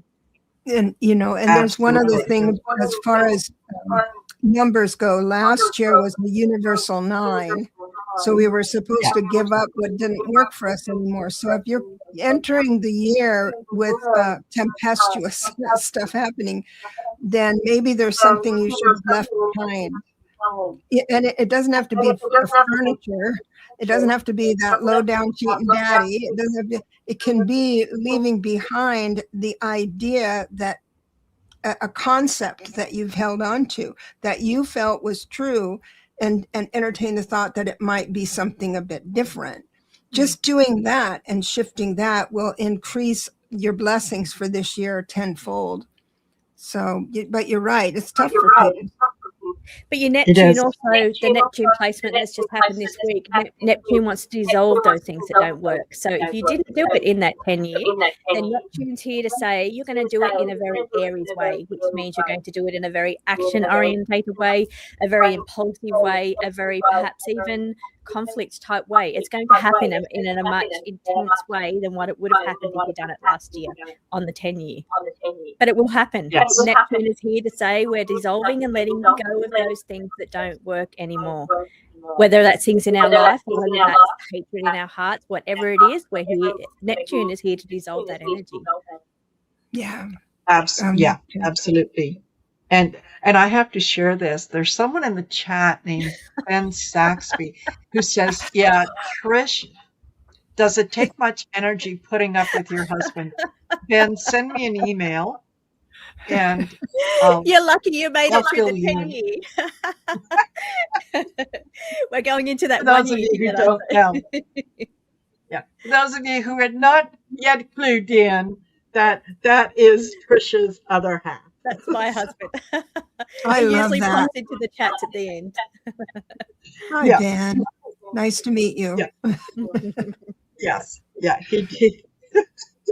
I remember the time that one of the first times that we did a collab, and he wanted a reading, and he wanted to know if it was okay for him to give up his job and move out into the country and let his wife support him. Oh,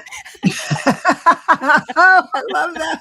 Yeah. Oh You my had to God. run that by the accountant. So the accountant says no, Yeah. to another 12 months. Yes. Yeah, there you go. So I'm and I do before Val joins us again, I do want to sort of highlight Deborah, what have you got? You're highlighting your book. Is it the tarot book, the Clarity Tarot, or the other? Oh gosh. Oh, thank you for allowing me this time to gush. Oh gosh, it's been so exciting. My new book. Do I have it right here? I should. I don't. Oh, wait, yeah, I have it. So it's called I Have Your Number. And I'm getting so many cool reviews from people I don't know. That's cool when a stranger reviews it and says, oh, a friend of mine recommended this book and I really like it. And I'm thinking, a stranger recommended my book to another stranger? I'm just so thrilled. I'm very, very excited. So thanks for letting me plug my book. Yeah. You're I'm more excited than to read welcome. that coming up in the next couple of weeks. What's that? Yes. Excited to read your book in a couple of weeks. Oh, yeah. Yeah. And I would like to have I would like to collaborate with you on some stuff. I don't know how much to say because we haven't really talked about it, but Yeah. it was something I've wanted to do with the relationship ones, and now I wanted to start a parenting one. But it's very fun. Just a fun little, like if you have a little 4 life paths running around, or if you okay. and then if your life path is this or that, then your first reaction might be this, but the little girl is saying that. Just did a reading. That would be fabulous. See, I learned so much when I'm creating, so I can't wait to be learning. Thank you. It's so fun. I just love the creation part of it. Yeah, really fun. perfect. Thank you. And Trish, you've been using your the new. This is my newest. Cover's going to change on this one. This is my my beautiful tarot. I love it. That is. Oh my gosh. It's not like it's traditional meanings of a tarot. Everything's traditional, but the imagery is not people fighting with sticks. The imagery is astrology. So it brings in your pentacles are going to talk about your Capricorns, your Virgos. Oh my gosh. And this is a Capricorn here. I don't have a Taurus on the top of my cards here. This is fire. This is a Leo. So, and that's the king. That's the king of Leo. So, and that's a wand. You can see the king of wands. So it's all about, instead of people petty battles with sticks, it's going to bring in the energy of the correct astrology sign that suits that. So it gives you a deeper meaning of tarot as well, if you can bring in the astrology meanings. And it comes with a guidebook because it's complicated. You've got to bring in that astrology meaning. But yeah, a couple of more changes. I just want to change the bottom line. You can't see it good enough. You can see the top and you can see the side, but that bottom line, I've just got to change the font on that one there and the color, I think. So that's really the only changes that I make. And then I've got to change a couple of the images. This one here is the 2 of Pentacles. I feel that I brought in the Capricorn energy, but I want to bring in the Taurus energy because in this deck, Taurus is the ace. And then the Taurus because I've told each one as a story. The journey of the soul into the physical body is the major arcana. The story of the Pentacles is the story of the suit of in the zodiacs, all your earth signs. So it starts with the Taurus, he's ace, and then he comes in on his journey, the journey of the zodiac. He meets Capricorn. So it shows the 2 energy. This is the number 2. So it will show the Capricorn with Taurus, which I've got to change the artwork together, and it brings in their values and their traits and how they relate to what the 2 of Pentacles actually means. So that's been a beautiful process creating that one. Wow. But yeah, that one I'll do the final touches on that while I'm away as well. And that one will be ready when I get back in March, ready to put up on the website. But I've loved it. I love it's such a high vibration when I'm creating, and I miss it when I'm not, because I'm not creating right now. But yeah, I miss the energy when I'm not creating. Oh, wonderful. That's just beautiful. Oh, thank you. Absolutely. I put my whole heart into this one. I've gone a little bit more old school, especially with the major arcana. Like I've really gone into my old style with the major arcana. So a lot of detail. This is the Wheel of Fortune. So Wheel of Fortune is ruled by Jupiter. So you can see the Jupiter running through the Wheel of Fortune. The whole, every one of the major arcanas has got the little swirl in it, which is representing the soul, which is the Fool, makes its decision, and I don't have it at the top of my deck to grab it, to enter into this life or incarnate into the physical body. And it's an image of a person waiting with their dog, just like the normal Fool card, to incarnate into this life. And so it's told through the path of the soul on the other side waiting to come through.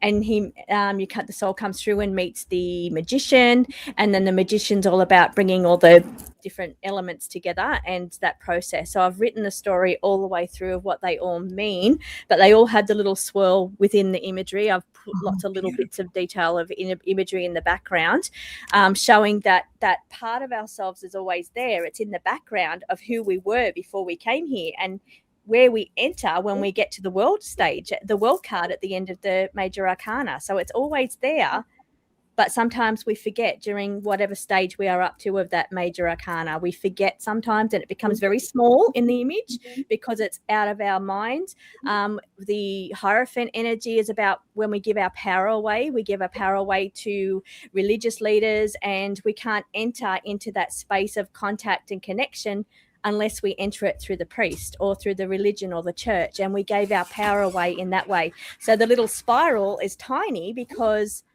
and it's blocked by the Hierophant in that image because we have to go through the Hierophant to get to that space. It's a reminder that we are always connected to that space, but at different parts of our journey, it becomes bigger or smaller depending on how connected we are. And obviously the priest, the high priestess, she's about remembering that part of ourselves, so it becomes bigger in that image. As well as sticking to the traditional parts. So it's got the pomegranates in it, it's got the moon, it's represented by the moon, so it's got the moon symbology in it. So it sticks to traditional tarot imagery and symbology, but it tells it through a story of our journey as a soul in incarnating here. I'm speechless. I love it. I've loved every single minute of creating this one. I put my heart into this one. Really You deep. are. It shows. It shows. Yes. Oh wow! Yeah.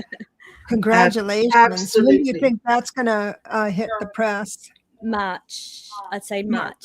Yeah. I just want to finalize, just make sure it's readable and make those couple of art changes where I've got to put the collaborate the two signs together, and that's for a couple of the cards. But yeah, and then it'll be ready. It's very, very close. So happy for you. Oh, how exciting. Yeah. It's wow. Yeah. Deborah, I'm sure that you're familiar with some of Trishe's decks, but they're impeccable. Yeah, they're wonderful. Divinely guided. They all come through spirit. I mean, I can't, like, the whole thing comes through spirit, every process. They show me pictures, they show me the colors, they show me this one, they showed me landscape, and I'm like, that's not really what land, but I just go with it. I say, okay, this is what you're showing me, this is what I'll do. And when it all comes out in the end, it blows me away. But you've just got to really surrender to what spirit says you have to do, and you just do it. I love it. I can't wait to get it. Yeah. Oh, yeah. I'm loving it. Loving using it. That's so great. Fabulous. Connie said, I might pop out because we're coming to the end of the hour here, and been great to meet you, Deborah. Can't wait to work with you this year. And thank you always, Marina. Always loved your energy, love doing your shows, and thank you so much for having me back again. Awesome. Have a good vacation. We'll be in touch, and hopefully we'll have a chance to do a collab before you take off. Before I go, yes, have to book that in for sure. Thanks so much. Bye to everybody. Thank you. Thanks, Trish. Bye for now. I think that you're really going to enjoy working with Trish. It's just her energy is just absolutely fabulous, and her cards are just so divinely just resonate. Inspired. Yeah, they're beautiful. Yes. Yeah, absolutely. Just trust the process, and it's, I'm almost to the point where I'm thinking of just sending her my bank account information and saying, yeah, whenever there's a deck, just take it out. Just, don't. Me an Yeah. automatic. Yes, automatic withdrawal. Don't worry So about nice. it. So, It's so yeah. nice. And yeah, I've been thinking over the last little while that, it's been a minute since we've done a I collaboration. know. So I know I'm going to come back around. I promise. I was away writing for a while, but and that's yeah, that's absolutely perfectly acceptable. So thank you. It yeah. was kind of fun And to hear Trish talk about that part when you're the happiest when you're yes. creating, but then you're not socializing. And some people can do it all, and I can't really do it all. I have to do one or the other. You know what? I am one of the things that I have been trying to work with, and I'm trying to be very patient with myself, is the divining rods. Oh, nice. Is I'm trying sometimes I don't know if they're really working for me or if I'm doing something to somehow manipulate them. And sometimes when I, bring them closer together, there are some answers, and other times it's like they just want to spin. And so, Like the chariot. Out of control. yeah, exactly. Hold on tight, we're taking off, But Right. yeah, so I'm trying to be patient and work with that, but if it doesn't work, it's okay. I've kind of accepted that I don't have to be able to work with everything. Yeah, but like you work with the pendulum. Yes. So the pendulum, you already know what the answer is just by the little tug on your hand. So you might be moving or whatever, but there's a tug that is not you. And so it doesn't matter really what it does, the pendulum. And I think that's the same with the rods. It could be. It could be. The other thing that and the thought that came to me is the some of the rods that have the handles on them. Some of the handles are very thin, and other handles are a little thicker. And because I have arthritis in my fingers, maybe I chose the ones that were a little thinner, and maybe I need to go to something that's a little heftier, and that might work better. Try a cloth. Try a cloth. Oh. Yeah. So because it'll spin just fine if it's a cloth, Yes. but you'll be able to hang on to it better. Oh, I hadn't thought of that. Oh, that's a really good idea. I'm going to do that because Yeah. I think that might make all the difference. Yeah. So I love that. Oh, I love all this stuff we get to do. Yes. And look, I've got Diana Bowles. Oh, you know what we forgot, you guys? Oh, Diana, just hang on for a minute. I don't know if Val was having difficulties getting on. Hold on, I have an email here, and I bet you. I wonder if there was. we were having trouble with her StreamYard. Oh, okay. Maybe that's what it was. So for those of you that we are just past the 7 p.m. Mountain Standard Time slot. So let me quickly. I'm going to read the notes that I had read earlier, and let this be our 7 p.m. prayer. Okay. And Yeah. Okay.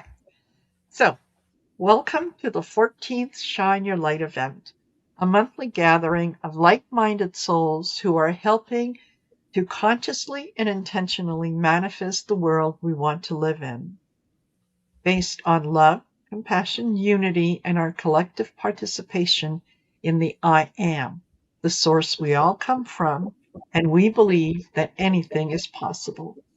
The impossible just takes a little longer. And remember, impossible is made up of I am possible. So I'm possible. And yes, we certainly are. Our souls have been on a journey through Earth School many times, and we have learned that when we are together, when our intentions align with those of love, light, compassion, and unity, we truly become the spark that ignites infinite possibilities. We are all divine beings having a human experience. We cannot appreciate the sunlight without the darkness, change without questioning ideas, love without feeling lonely, joy without knowing hardship, freedom without knowing restraint, unity without knowing segregation. The fact that we are all here now, at this moment, speaks to our spiritual growth and aligns more closely with the concept that the world we want to create is one of inclusion, of love, of truth, and ultimately one of pure joy. That is what we are here to do, to remember. We've known all along that together we are better, that there is enough for everyone, that filling someone else's cup doesn't mean that your own is depleted. What has taken our human journey thousands of years to understand has been but a blink of an eye to our greater selves, the I Am. So as you join with us for this event, do so with the knowledge that our collective vibration resonates with our highest purpose, that what we are doing is making a difference, and that your participation in this event, by turning on your porch lights and shining your light at the top of the hour, is being multiplied exponentially across the universe. Be the change you want to see in the world, without fear, and in the knowledge that ultimately light always wins. Always. Okay. That's Oh, lovely. thank you. And there's our Val. I fell asleep. There's our Val. I'm a little late. And, everyone. and I'm going to add. I was thinking the other Val, Valerie Illumination Portal. So yeah, she'll be coming on, but there is. I thought you might have been having some issues. The issue so I I had said- was falling asleep. Oh, I'm sorry, everyone. Oh, I should have was stayed asleep. It was just, sorry about that. It's a 10-minute that you can't get out of, you know. There you go. Well, my eyes are closed. How did that happen? I was laying there listening to something, and the next thing I know, I Right. was gone. You know, Mr. Oh my gosh. Okay. Send me a dream. Well, you know what? Let's just very, very quickly, we're going to let Val do her, Yes. set the intention. We're a few minutes late, but you know what? Time can shift. Time So can pretend shift and more. that it's 10 minutes to 7. There you go. Right? Shift happens, and here we go. Yes. Okay.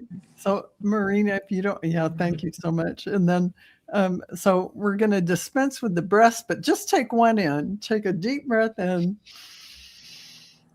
light filling your heart, and exhale slowly through your mouth and imagine light filling the entire planet. In fact, all the way out into infinity, your beautiful light. Beloved source, beloved current of life that moves through all things, we align now with the natural flow of our own expression. We release this idea that light must be managed, that it must be directed, that it must be done correctly. We remember that light is not something that we perform. It is something that moves as us when we stop interfering. In this moment, we let go of effort. We lay down the impulse to try, to adjust, to monitor ourselves from the outside. We invite our awareness to drop fully into the body, into the breath, into the sensation, into presence.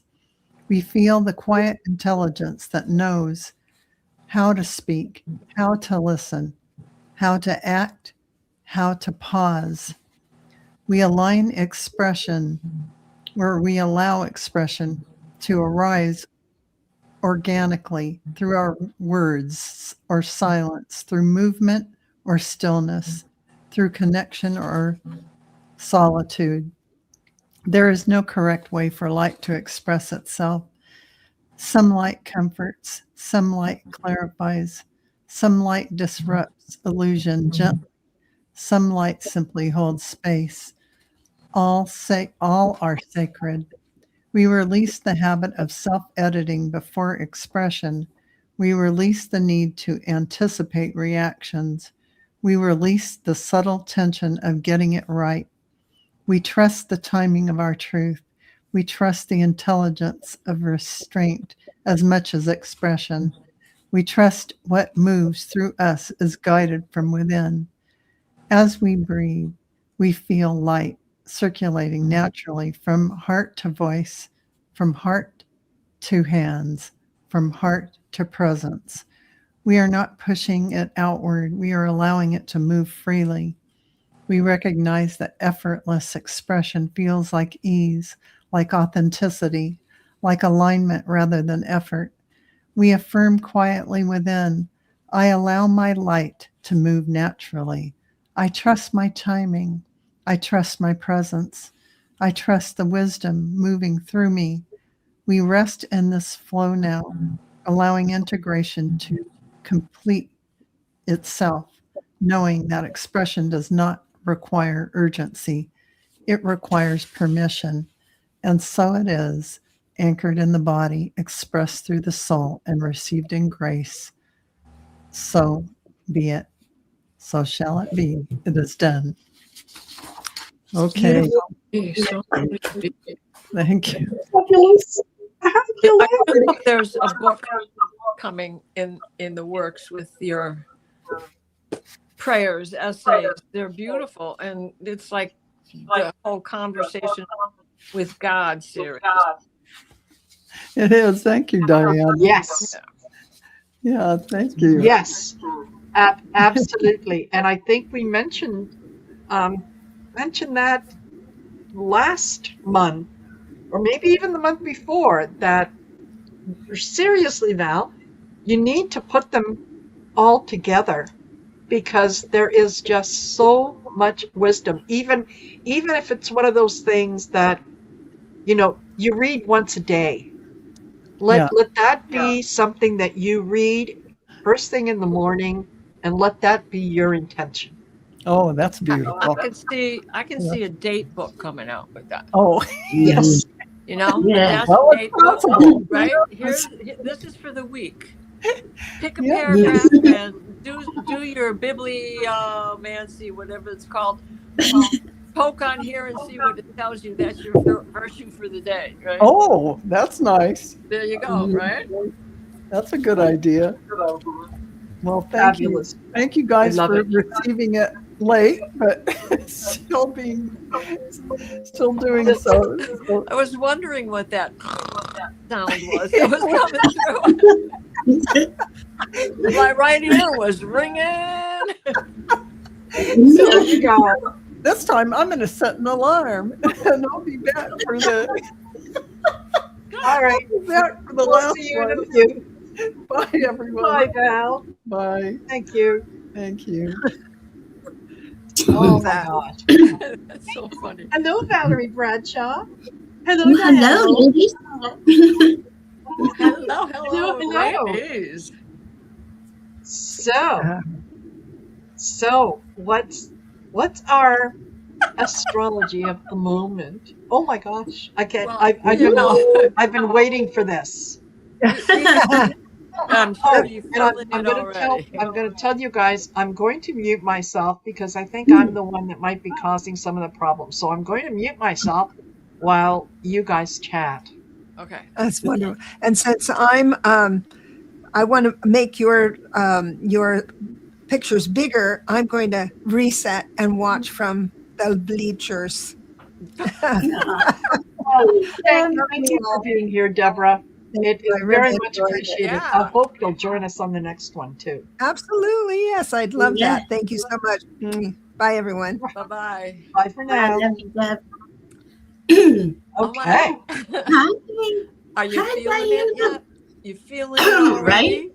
I mean, we're in that moon. We're not. I mean, it's still in Cancer, or is it just getting ready to move? But It's because I didn't print one chart out for today, but and so I've forgotten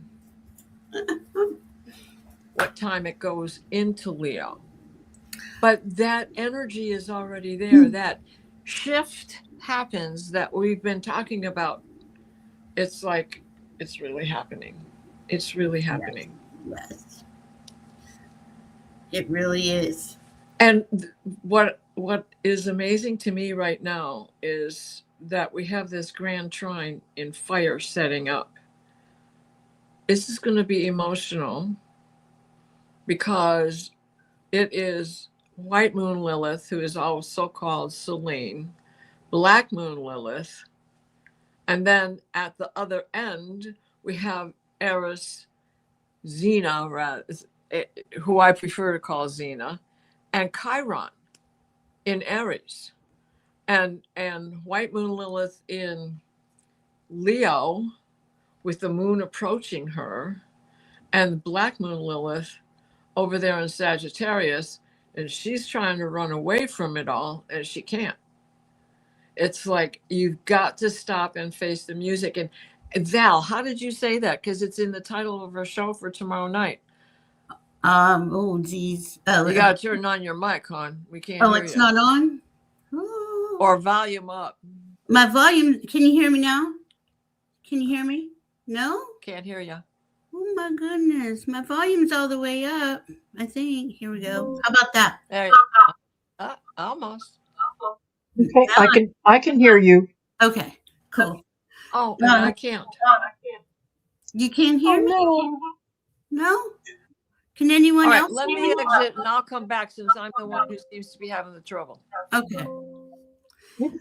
All right. So tomorrow is in bulk. It's a cross-quarter holiday, but it's also the full moon in Leo. And it's the last moon before we get into eclipse season on the 17th. And that's the same day as the Fire Horse Chinese New Year. But tomorrow's full moon in Leo is asking us to have the courage to be our authentic selves, right? It's like all of that stuff that we've been clearing for years and years and years.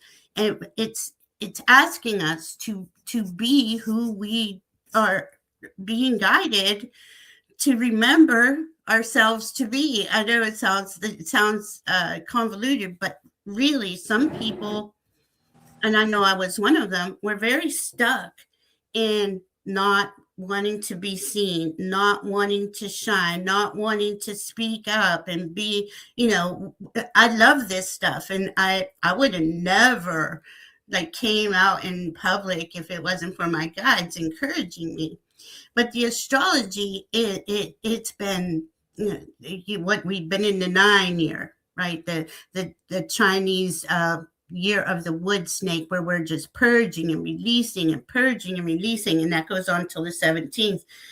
But now it's like, okay, you can go forward as your authentic self and shine. It's courage. It's being the leader of your own life.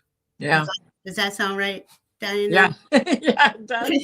We're at 1 degree Leo right now, moon. Okay, so we moved. Okay. Yeah. All right.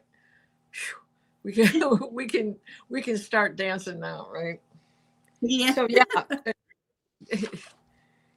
we have that huge stellium in Aquarius. And that is so important because look at what is going on in the public view right now. Look at what's going on in Minnesota and how the formation of community is solidifying. It is that Saturn going in, getting ready to go into fire. That Saturn and the strength of Neptune in fire. And now he's ready to bake bricks. You know, he's made all that mud with Saturn, and he is actually the leader because even when Saturn catches up to him, Saturn is the one who has set the pace for what the dream is, what we are putting our sights on, how to improve, and how to go back to all the things that we have seen and worked through and still ended up in this place. And now's the time, especially since like this is the day that people should do their draconic chart, because this is the day that everybody gets a 0 degree north node, February 1st. It is the day of the lengthening of light.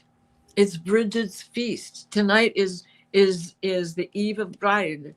And everybody should be putting a piece of cloth, a shawl, a blanket, anything that is like your sake, put it out there so that as bride comes through and extends the light and brings back that firepower of her forge, she blesses the cloth.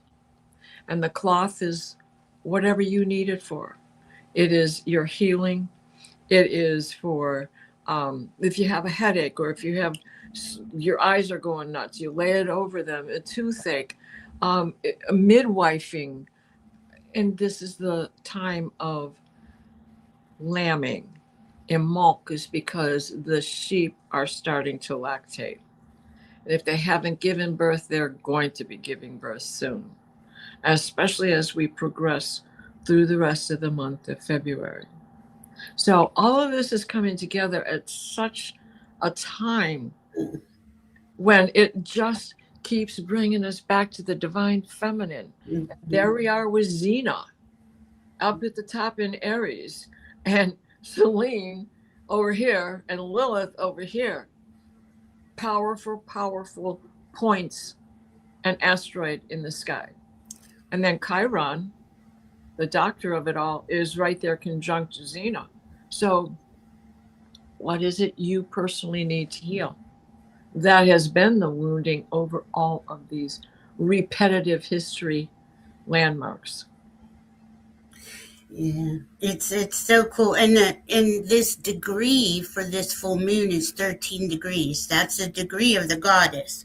So we have the goddess on Imbolc, which is Bridget, and Chericlo is Chiron's wife, and she's in Aquarius too. So what we have is these pile ups. We had a pile up in Capricorn. We have the pile up in Aquarius this month. Next month, we're going to have the pile up in Pisces. And the month after that, the pile up in Aries. There's a reason. Okay, this is spirit. This is how I see it. Giving us a message of aligning every aspect of ourselves, right? The Aquarian in us is highly intellectual, but it's all community based. It wants to bring everyone together. You see all the protests. You see the people coming together. That's huge right now because there is no way to stop that. We have like 7, maybe 8 planetary bodies in Aquarius right now that are wanting to unify. Mm-hmm. Right. And right across from it is Leo. Leo moon is going to be sitting there all across by itself. Be in the heart. Be in your heart. Be who you are and shine that light, because they're across from each other on the wheel. So it's given that all that Aquarius the courage to be in their heart, to stand up. Aquarius is very rebellious.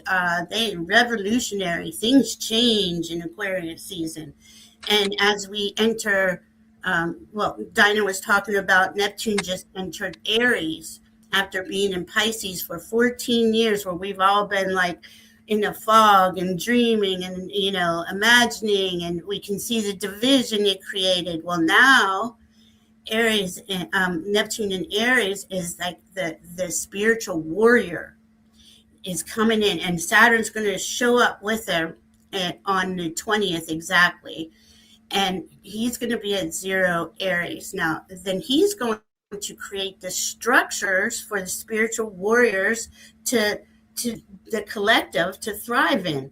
Now, this doesn't happen overnight. It's going to play out, you know, of course, over time, but he's going to pull out in front as we leave that last pile up of planets in Aries. Everybody starts to separate and things become a little bit more, I don't know. I want to say relaxed, but I don't know. I don't know if that's true. We are managed right now to make a change, right? Right. Go ahead. Right. Well, and think about this. That moon in Leo is at what? Not even quite 1 degree yet, because it takes him an hour and a half to get to 1 degree. So he's going to be going over all of the planets and points in the sky in opposition before he gets to the sun in opposition. And then he's going to go and be opposite Venus and Mercury.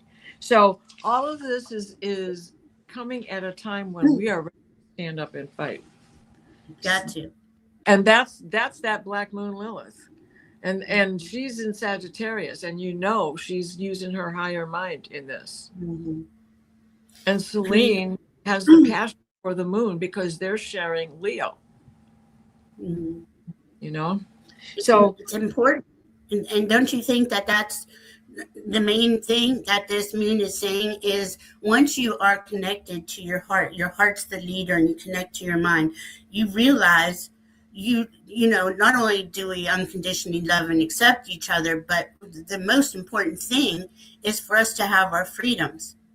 That's, you know, that's really what Aquarius is mainly about. So we have to stand up within ourselves, take leadership over our own lives, and then stand together so we can ensure we all maintain our freedoms. Wouldn't you think? Oh, yeah, absolutely. So that at the time of the moon tomorrow, that full moon, Parts Fortune is going to be sharing the house and be in Aquarius. Now I did this because we're all wrapped up in how this is going to go forward for the nation, because we can't help it.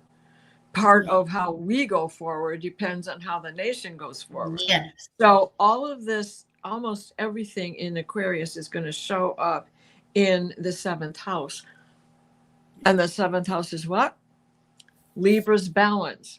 And that puts the moon in the 1st house. I've got the strength. I have the integrity. I know how to go and take care of. And I know how to do it I know when to growl, and I know when to step back and just use my strength silently. Yeah. So often you speak less, you say more. Right? That's true.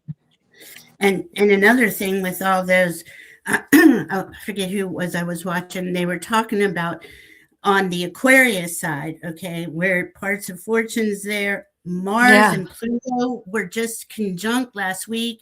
I mean, you know, every planet went by Pluto is kind of like a, you know, you're being knighted, right? You're being knighted by Pluto for this epic stand for freedom. Okay. And there they are sitting on your Jupiter, because they're all at 3 degrees. Estrella and Pluto and Parts Fortune. So you'll get all your painting done tomorrow. Yeah, I will. I got my paint. Yeah, but on either side of that sun at 13 degrees, we have Shiva on right before, and Shiva is about dissolving, right? Dissolving all that is not what's best for the all, right? The collective, and then on the other side is Atlantis. And I thought that was really cool how this person explained that, like we're also remembering what didn't work in Atlantis so we don't repeat those mistakes, Well, and at 13 degrees and 0 minutes is Vulcan. oh, really? I didn't have that one down. Oh, wow. Yeah. So, talk about being in the Kazami with the sun. There is no separating the two of them. That first ray of strength and power is there for all of us to share and participate in. It's the luminaries, it's the moon and the sun. Right. And it's just it's epic. It really is. I mean, yeah. Nobody, especially leading into the eclipse, which we must all be feeling by now too. Yes. We know what we don't want it to be. Right. Yeah, that's the truth. And this is fire, right? Leo rules fire. The eclipse is fire. It's a solar eclipse too. And then that same day is the Chinese New Year of the fire horse. This is burning away everything that is not for the all's highest good, right? And there's another thing I wanted to say to you, Dinah. Oh, Vesta, she's right there before the sun too. That's the spark of the divine. The spark of the divine in all of us that we tend to and we nurture. I mean, and what you want for yourself, you want that for everyone else. That's the only, especially in Aquarius, right? And Mars is right there in front of Vesta. Yeah, at 7 degrees. He's like gung ho. Let's moving it forward. Keep this momentum going. Don't let it stop. And it's migrating state to state. It's not going to stop. Mm-mm. When I think of the things that were released yesterday, and then a few more trickled out today, it's like unbelievable. How did that happen? Yeah. And that's, don't that one. Yeah, don't you think there's a lot of magic happening there behind the scenes, unseen forces releasing things for us, and like you said with that Mars is giving us the strength to stand in our power, and he's just so close to Pluto that it's really our foundation, our inner foundation of we're not backing down, and we this is the time. If you're going to go for it and retain freedoms, this is the time to do it. This is the moment. This moment, I don't know the last time it's happened. I don't recall all these planets being in Aquarius with Pluto. It would have had to been as big of a stellium in any sign in the past. Sorry, ladies, I'm just going to interrupt you just for a quick second here, and I'm going to bring Mel Doer to join us. Mel. Hi, everybody. I would have been here sooner, but you. Thank you. Our internet has been really glitchy. It's been terrible the past week. I don't know what it is, but I couldn't get on for a while, so here I am. Well, that's perfect. We're glad to have you here, and I don't know if you've been listening to the discussion Valerie and Diana have been having, and it's like, okay, you know what? I get more and more excited with each sentence. Like, yes, yes, yes. I'm ready to jump on that fire horse and grab a hold of, part of the mane and like take me for a ride. Just let's go. I just got on. Our internet came back on. I don't know if everybody's having trouble. I don't know if it's the router or whatever. Yeah. But I just caught a little bit of it, so I apologize. I don't quite know the whole gist of it all, but That's okay. I'm sorry, say Yeah, again. that Shift happens. That's the gist of it. Shift happens. I love Yeah, it. you remember that one. Well, I've got my porch light on, so there you go. Nice. Yeah. Yeah. thank you. Mhm. Thank you for doing that. And I'm so glad that you were able to join us, even if it is later, because yeah, you've been having internet issues. I've been having issues with echoing and volume, and Mhm. it is what it is. You know what? We can get upset, we can get angry, or we can just go, Right. okay. It's Well, okay. Yeah. Mel's the talisman because the echo went away. Mm-hmm. Aha, there you go. Okay. Yeah. You can't ever leave, Mel. Yeah. I'm stuck. You're here forever. Yes. But Yes. well, the last thing I want to say about that full moon tomorrow and Vogue and all of this epic energy that we're in, it is a lot. It is a lot on the nervous system. So care for yourself, care for your nervous system.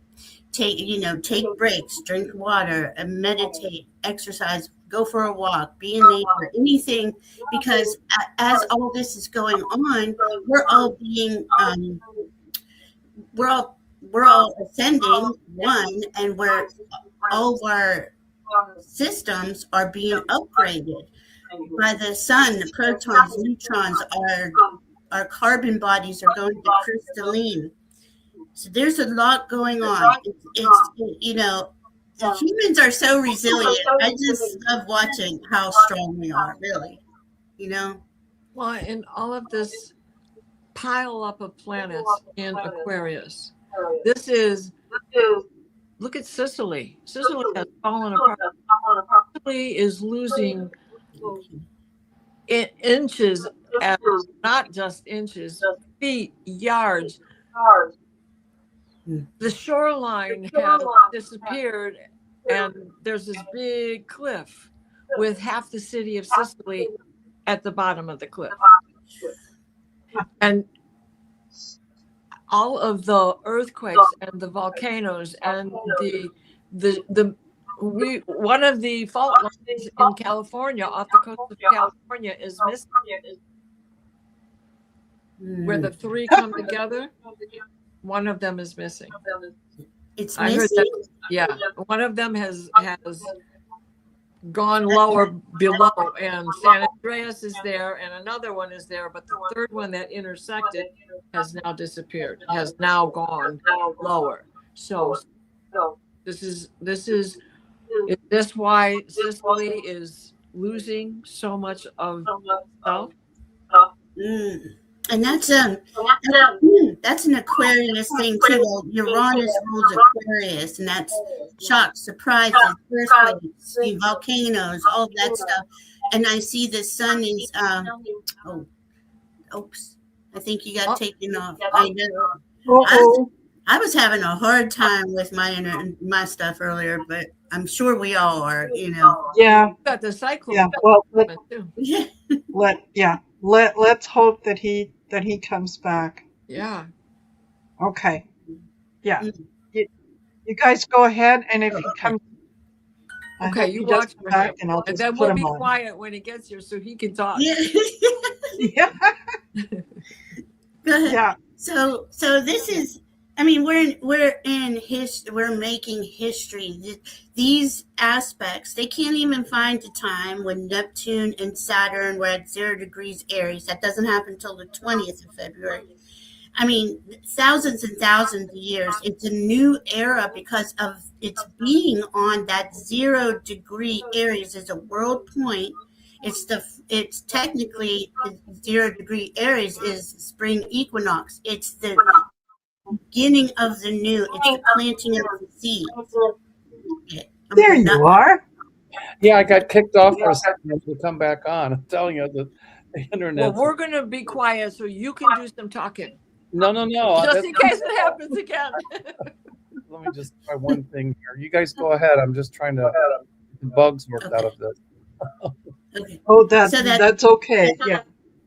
that 0 degree Aries is important because on February 20th, when Neptune and Saturn go there, we're going to have the yearly 0 degree Aries on the spring equinox, which is February 20th. So it's like that spirit talking to us. This is a new era, new beginning. Plant your seeds, and however you want to word this. This has never happened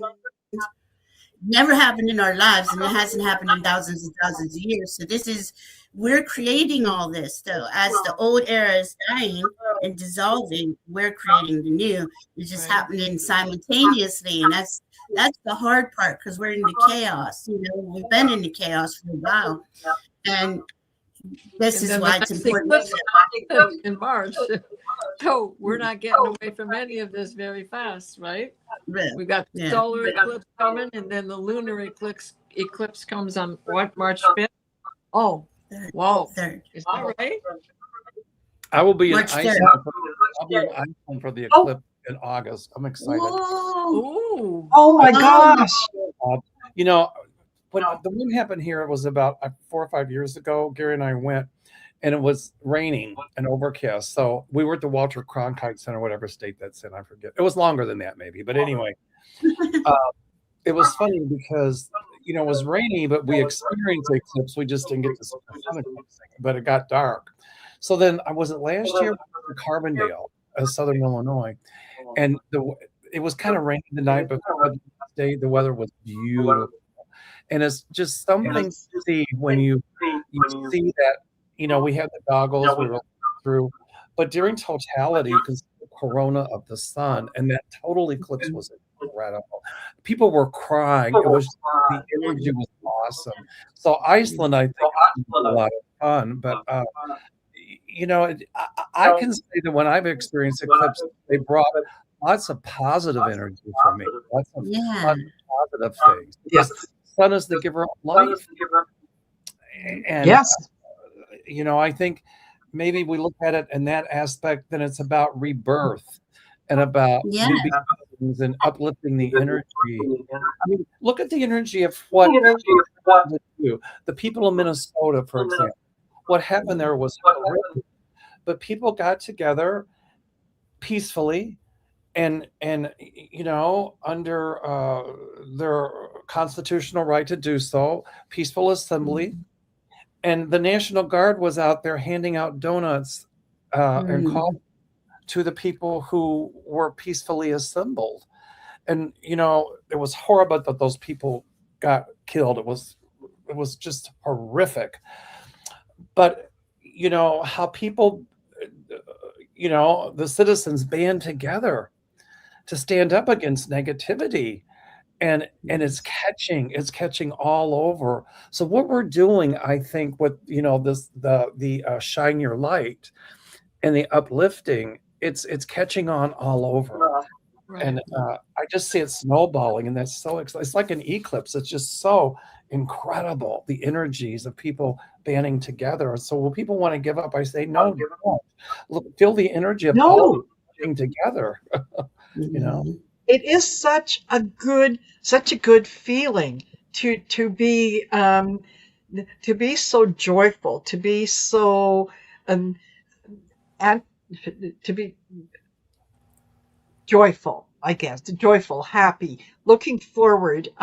Honestly, it's been, I would say, probably the last year that I have had no fear. I see things happening. I recognize that they are wrong, and how unfair they are in a lot of ways. But at the edge of all that is the perspective of looking forward with great anticipation. Like, okay, we're going through this, but what we're going to create at the end of it. And now we are at the point where, we're no longer sitting back in the 60s, 70s saying, oh yeah, I can't wait for the age of Aquarius. We're there. We made it. We're here. And we're witnessing it. So yeah, well, and not only that, but the song was fulfilled when we had the new moon. It was in the 7th house. And Jupiter was out there by himself, and all the other, including Venus, Sun, Mercury, Earth, Mars, were in this long stretch of an alignment. And I'm telling you, I went looking for this years ago, went looking for it in charts.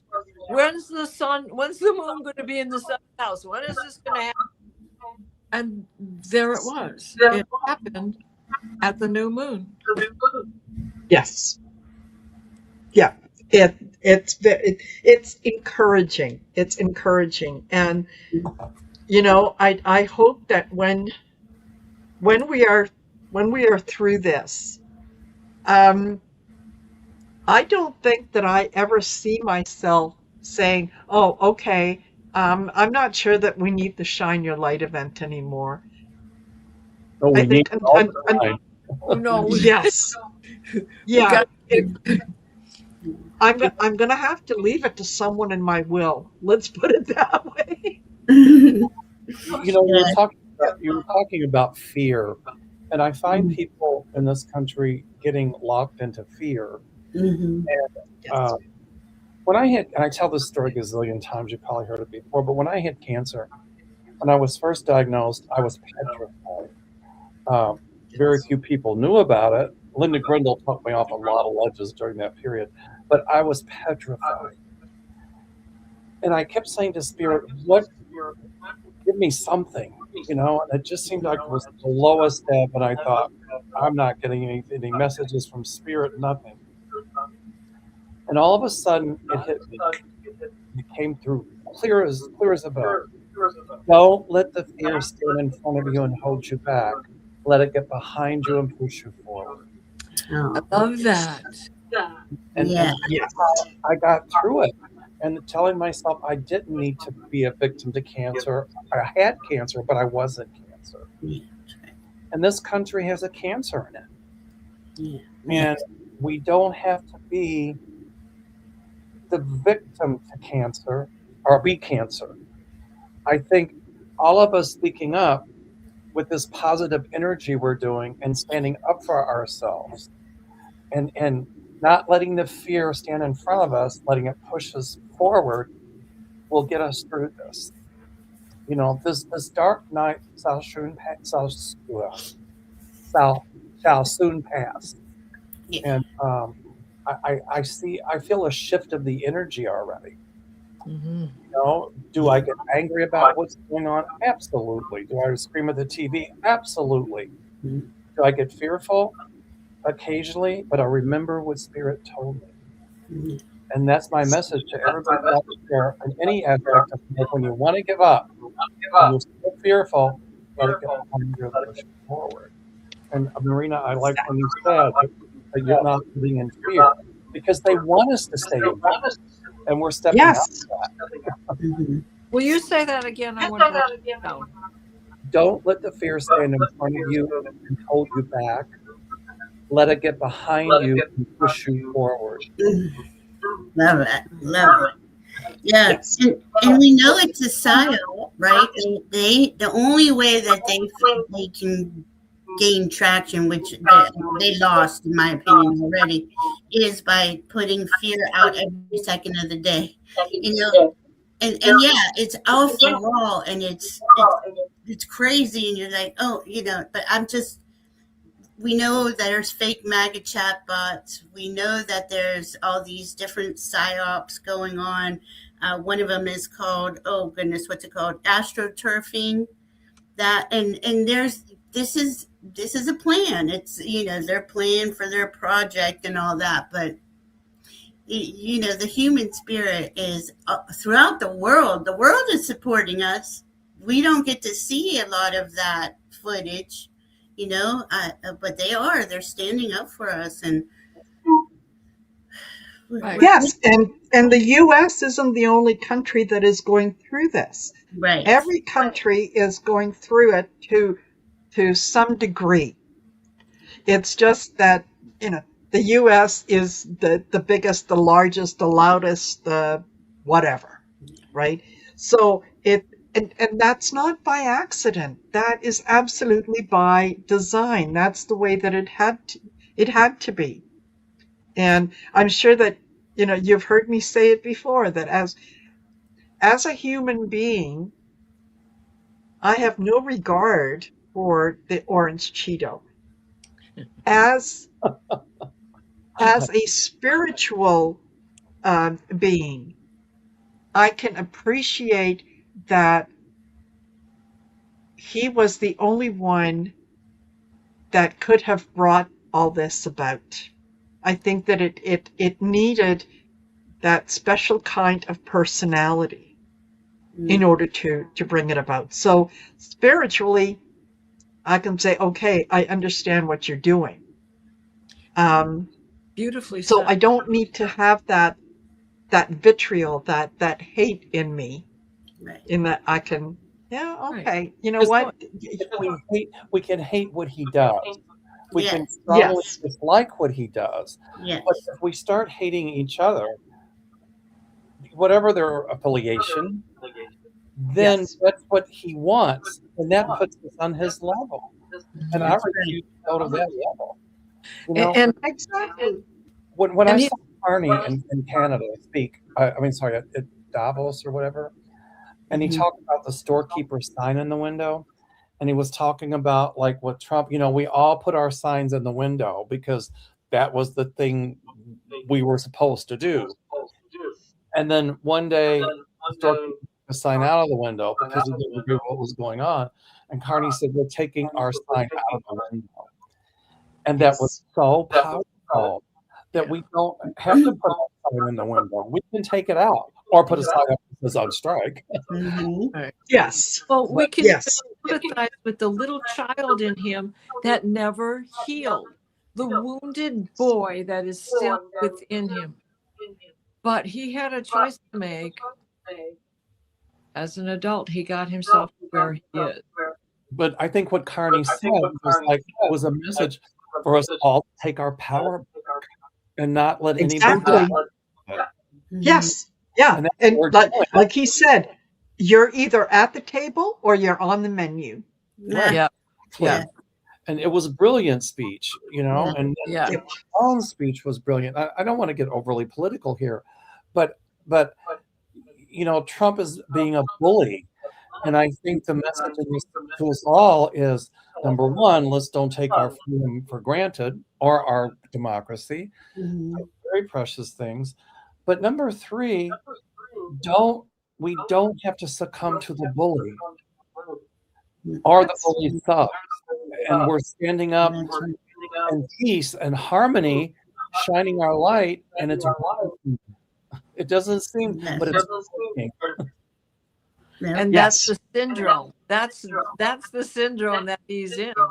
I can blame everybody else. I'm going to be the bully, and they're still gonna come at me, and they're going to come at me. But you're setting yourself up to have that happen. Right. Yes. And it is him.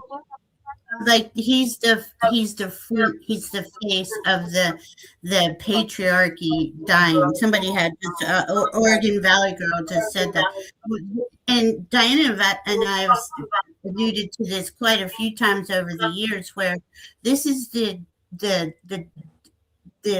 heartless. I call them heartless and soulless in their death throes. They're as more and more of us wake up, and we didn't have as many people now then, like 4 years ago. It's exponential now. People are waking up so fast. So there's nowhere for them to hide because the light is shining. And it's blind. It's a sign of the maturity of humanity. Exactly. When Ruth Bader Ginsburg passed away during his first regime, she came to me. It was fun. Hi. Hey, Mel. Yeah, we met.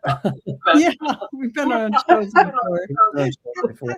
But she showed me this little flick of light, and then it got bigger and bigger And then the darkness came and pushed it back, and it kept getting bigger. And the darkness pushed it, and it was just a glowing ember, but it hung on. And then pretty soon, and there was this, every time it would get bigger, the darkness would push it back.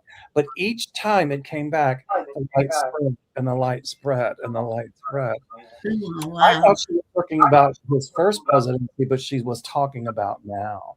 Yeah. And, you Yeah. know, spirit guides all assured me that our lights will shine, and his darkness or anyone won't be able to extinguish. A gust of wind does not blow an ember out. A gust of wind Gives makes it the life. ember ignite. Right. Exactly. Nice. Remember, they used to have bellows all the time by the fire. Keep it going, right? Exactly. Exactly. Oh, well, we are 5 minutes away from the top of the hour on the Pacific Standard Time, Pacific Coast. And those of you in Hawaii, feel free to celebrate with that. So I am going to mute myself, and Val is going to lead us in the final prayer and intention. And I'm going to take a minute and actually step away from the computer for a second. Okay. All right. You're on, Val. Marina. Thank you. And so all of you, take a deep breath in, imagine light filling your heart. And as you exhale through your mouth slowly, and visualize that light going all the way out to the world and out into infinity. And that is your beautiful light. And beloved source of all that is, beloved presence that lives through every heart gathered here. We come now into completion. We acknowledge the light that has remembered the ways it has been freed, the natural flow through which it now moves. And we set the intention to release any remaining sense of obligation. We let go of the belief that our light must do something, that it must heal, awaken, convince, or carry others. We remember that light serves simply by being present. In this moment, we release the responsibility for outcomes. We release the attachment to how others receive us. We receive the subtle weight of wanting to make a difference. Our light does not force change, it creates resonance. Our light does not force change, it creates resonance. Our light does not persuade, it invites. Our light does not rescue, it reminds. We allow ourselves to stand as quiet beacons rooted in the body, open in the heart, clear in presence. We feel our light expanding naturally beyond us, not reaching, not striving, simply radiating. Those who are ready will feel it. Those who are not will not be disturbed by it. Both are honored. We trust the intelligence of the field. We trust the timing of each soul's remembrance. We trust that nothing is required of us beyond authenticity.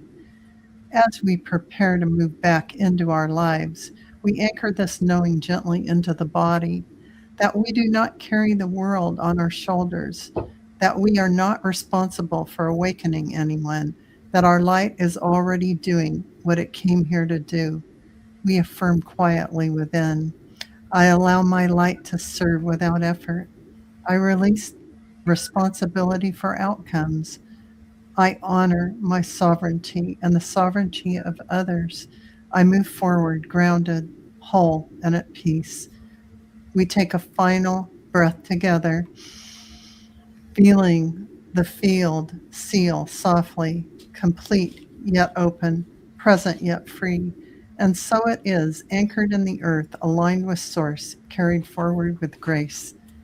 And so it is, so shall it be. It is done. Okay. Thank you, Mel, for sending the light out. Oh, thank you, Val. That was, yeah. If there was such a thing as a perfect ending, then that was a perfect ending. But yeah. Thank you, everyone. Terry, hi. Oh, hi, Ralph. Your prayer like read my soul. Oh, thank you.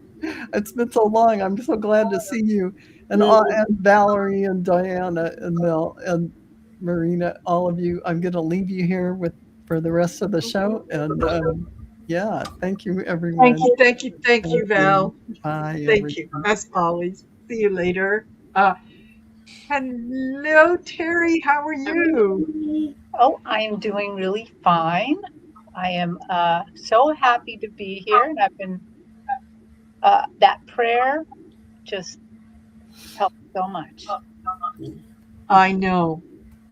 The the prayers today have all aligned so beautifully that it's like, yeah, I want to have it printed on a big billboard and just read it every day. Anybody else get visions and chills with that last one? Yeah. Yes. Definitely. Yes. Yeah. Absolutely. Absolutely. So I'm just, yeah, I'm so grateful to everyone for not only being here, but for sharing this message with me, because it's important. It means something. And what you were saying earlier, Mel, about fear, and I thought, yeah, if you want to think about, the the bully is strong when he's dealing with one person. But when he's dealing with 2 people and 3 people and 10 people and 20 people, all of a sudden you realize that there is no power behind him, that there is nothing, yes, you might take a swing at me, but there's people behind me. How many swings have you got? So yeah, light always wins in the end. Always. It never fails. So, yeah. We've got to keep that in mind. Fabulous. Fabulous. Oh, Terry, I can't wait to find out what you have for us.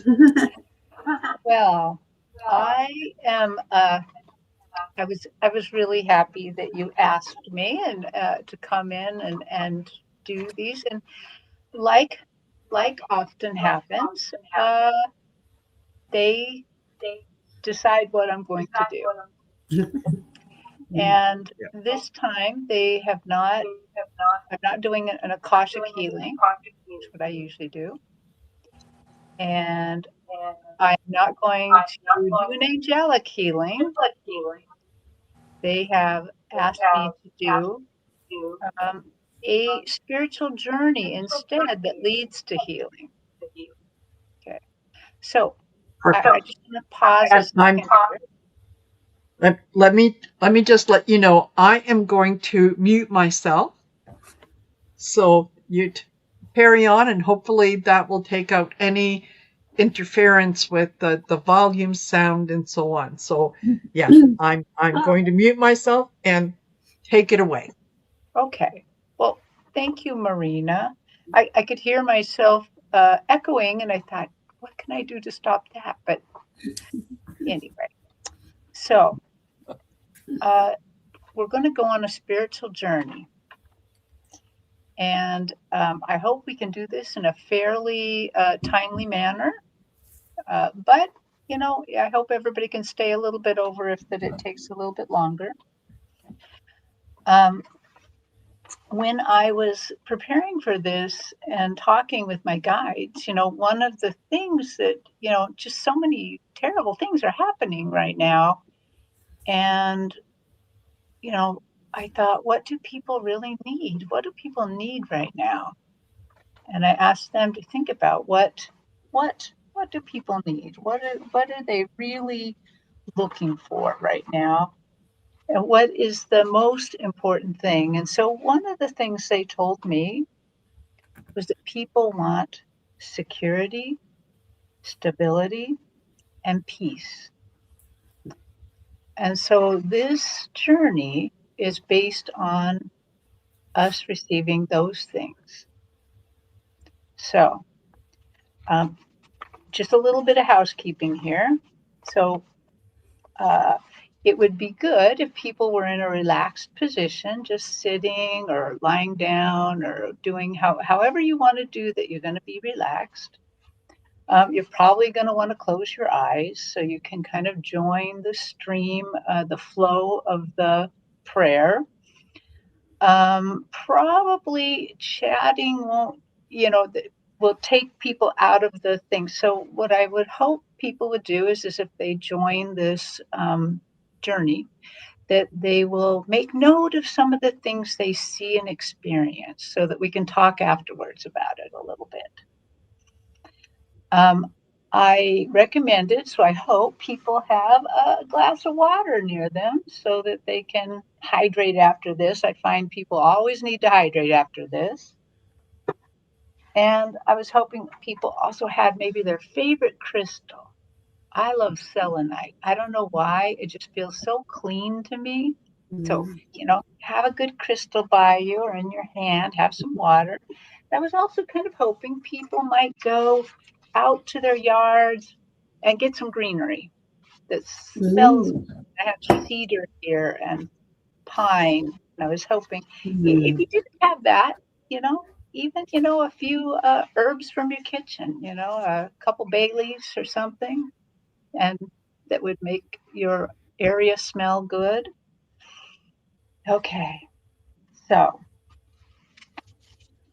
what I'm going to do first, I'm going to say the prayer of protection, and then I'm going to lead you on the journey as they have given me the journey.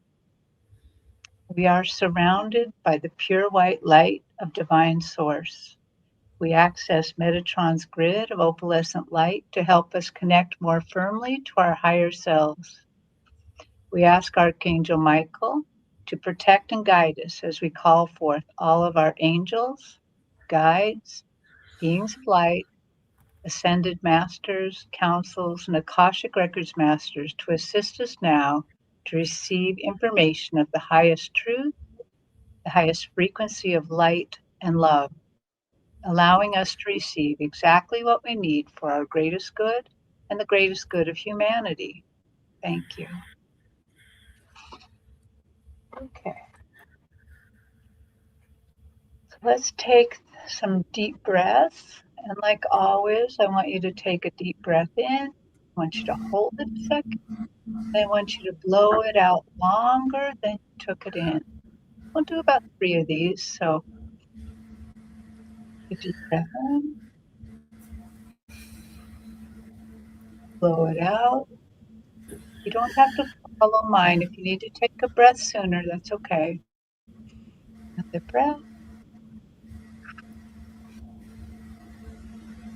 One more.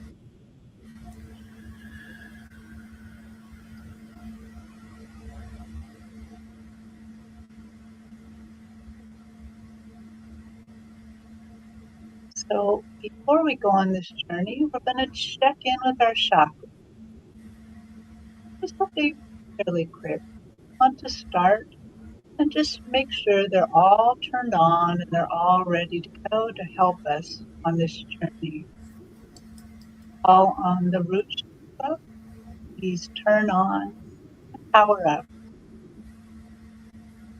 And I would like you to spin in a clockwise direction.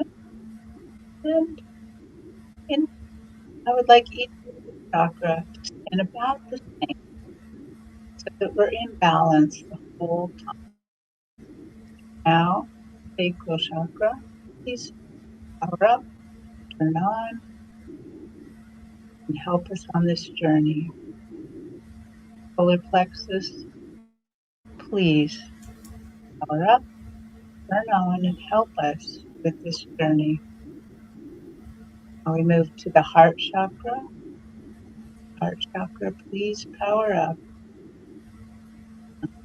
Help us with this journey. and throat chakra. Please power up, turn on, and help us in our journey. And third eye chakra, please turn on, power up. Please help us to see what we need to see, to experience what we need to experience. And crown chakra, please power up, turn on, and help us receive all the spiritual information we need. Thank you, dear. So it is. So I've asked all the chakras to power up, tune in, and let them all speak about the same rate, same energy, so that we're balanced as we go into our journey.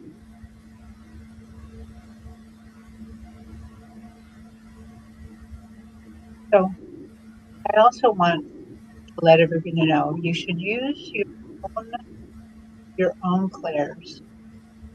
I'm a clairvoyant, so I want you to experience this journey however you experience it, whether it's through clairaudient, through hearing, through feeling, through knowing, through seeing or smelling or tasting. Use your own senses. Even if you hear me saying, see this, is how you. So I want you to imagine standing inside your house, in front of your front door. I want you to just be standing in front of your own front door. I want you to imagine what it looks like, how it feels, how it smells. I want you to imagine that your front door is a portal. Your front door is a portal to our spiritual journey, where our spiritual teams would like to take us, give us some knowledge and some healing. I want you to notice as you open the front door,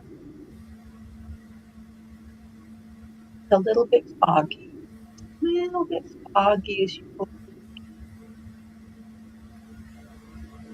But as you step across the threshold, you step in forest. You step into a lovely forest. You can see a dirt path going in front of you. You can see trees on either side. You can see this is a lovely sunny day. It's just beautiful. The weather's just perfect. And I ask you to step up a little bit so that we all can come out of our front doors and come into this area so we can go on a journey.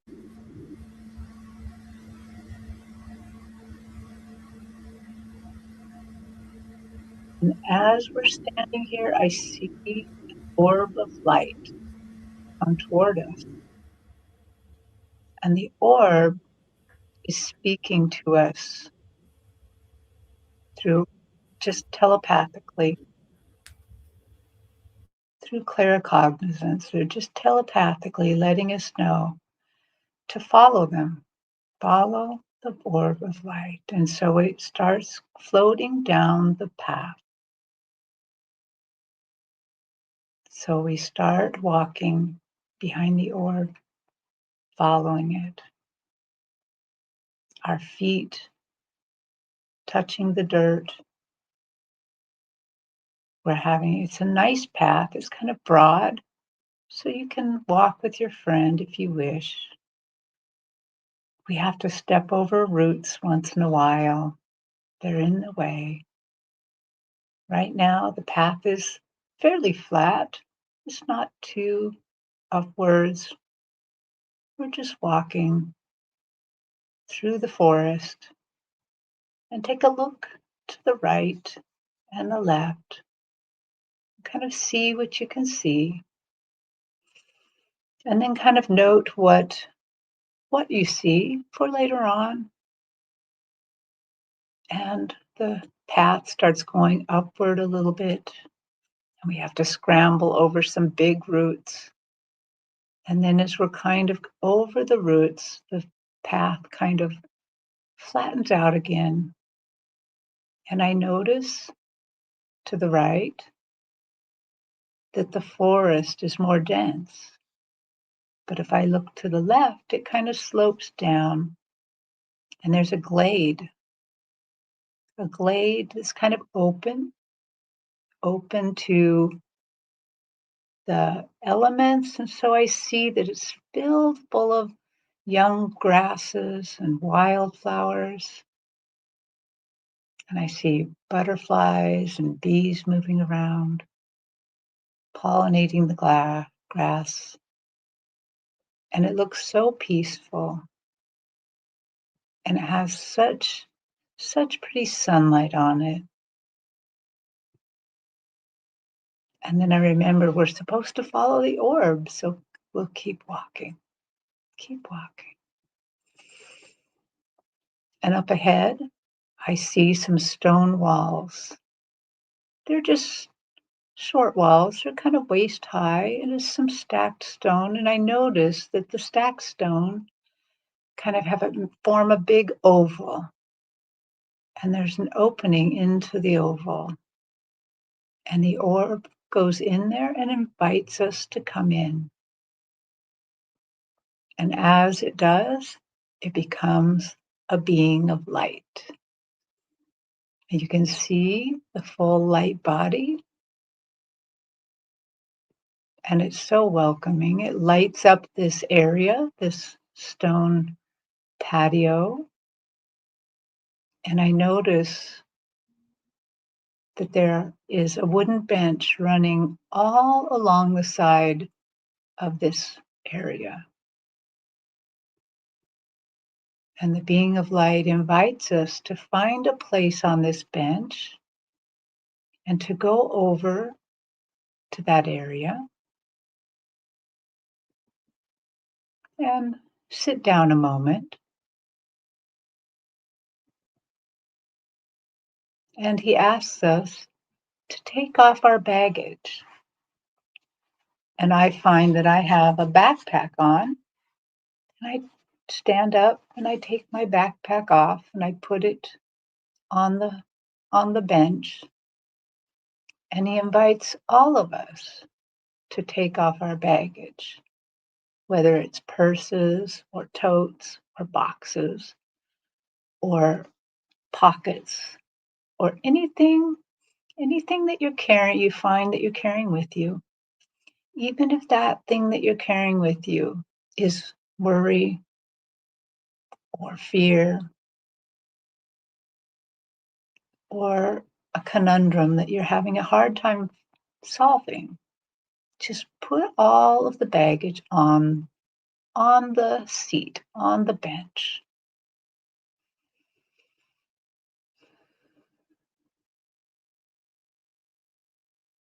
After you do that, let's turn around and let's stand up, turn around, face the being of light who's in the center.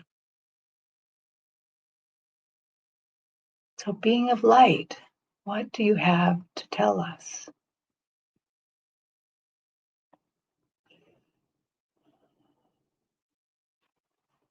Dear ones, we, your spiritual teams, have brought you here to provide a healing of a sort. We know that the world is feeling tense and it feels unsafe and it feels like you're moving through mud. We brought you here to help refresh you and to bring you more security, stability, and peace. We want you to know that all is well. All is well. To do this, we're going to strengthen your connection to your spiritual self, helping you to remember who you are. We are going to do this with a special drink. And now I see that there are more beings of light that arrive in the circle, and they're carrying platters of glasses. They have trays full of glasses, all sorts of different kinds of glasses, fancy ones, plain ones. They have teacups, they have shot glasses, they have chalices, they have all sorts of things on these, all sorts of ways of holding liquid on these trays. He says, notice that all the glasses are filled with different colored liquids as well. What we'd like you to do is to pick a glass or cup or vessel that appeals to you, in both the color inside, the liquid inside, and whatever the color of the glass looks like, whatever appeals to you and makes you feel good. Just choose that one, and they're bringing the trays around slowly, and just pick the one that appeals to you the most, the one you feel the most drawn to.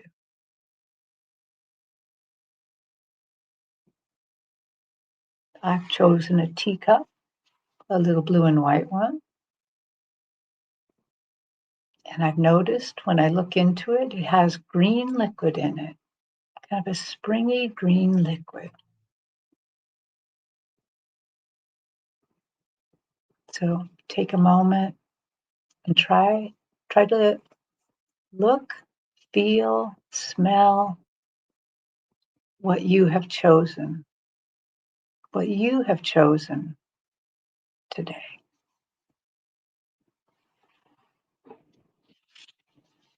Your soul knows which one to pick. When you drink this liquid, you will be able to raise your vibration just temporarily so that you can see what we want you to see. So you can experience what we want you to see. So, everyone, go ahead and drink your liquid. Imagine the cup, feel it in your hand. Maybe smell what it smells like and drink it.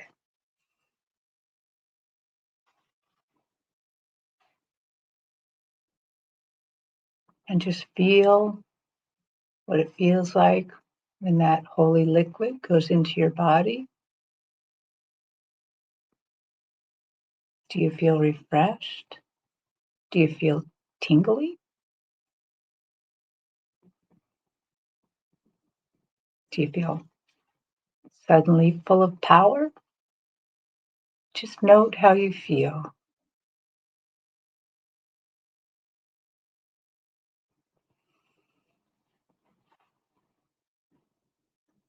And as you stand there, the glass that's in your hand or the cup transforms. It transforms into a mirror. And we can just hold the mirror for a moment. Don't look into it yet. Just hold the mirror. But note how the mirror looks. Is it plain? Is it fancy? Is it a little compact? What is this? Just note what this mirror is like.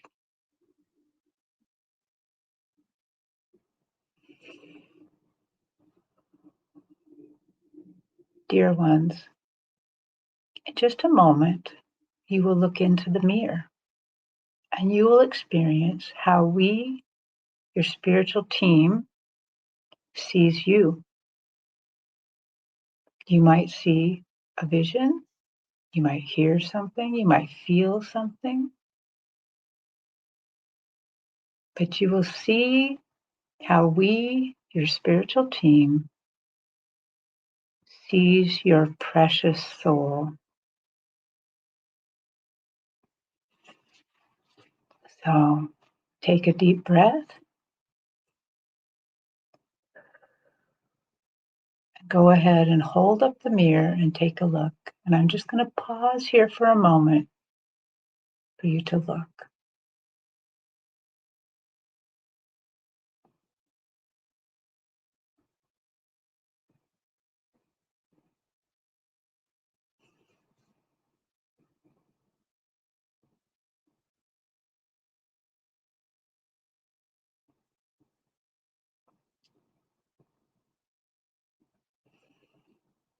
Okay. And as I'm looking into my mirror and seeing how I look, and I don't look as I thought I would, I look very unexpected right now, but they allow me to kind of drift over and kind of drift through the room. Not so I can look in your mirror, because I cannot look in your mirror, but to hear the whispers of your team as they describe what they're seeing in your mirror.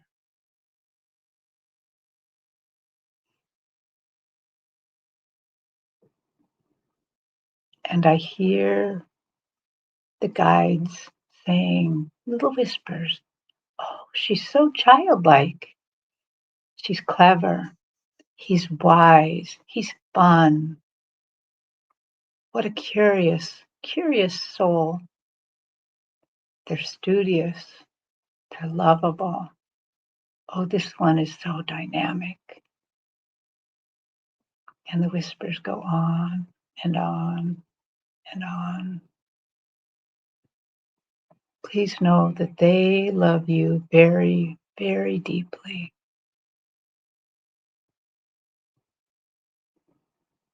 And that they see deep into your soul the very, very best of who you are.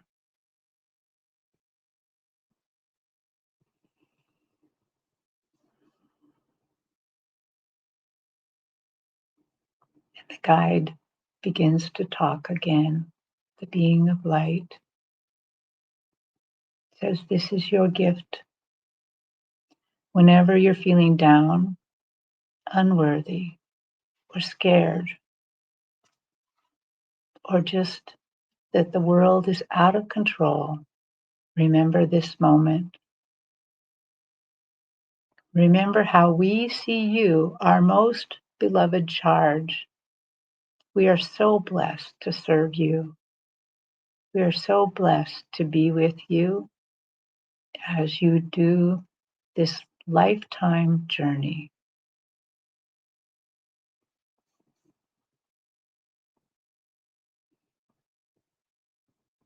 So let's take a moment and thank each of you. Thank your guide.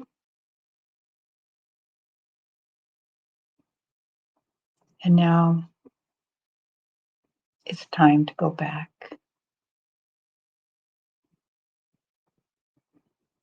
And they ask you to turn around back to your seat and pick up your bags.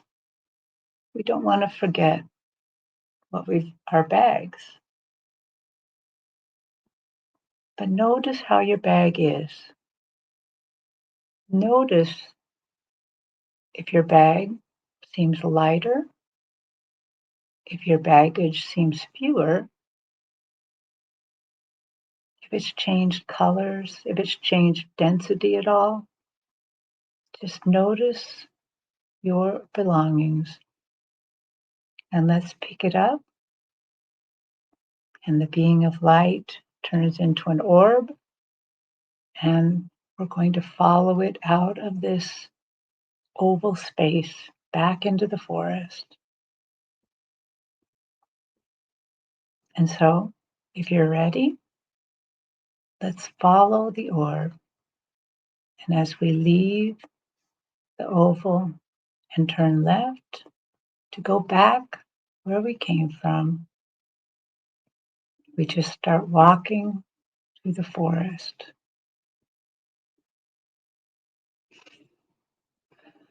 Take a deep breath in and smell the forest. Try to smell how it feels, especially after we've got to see how we look.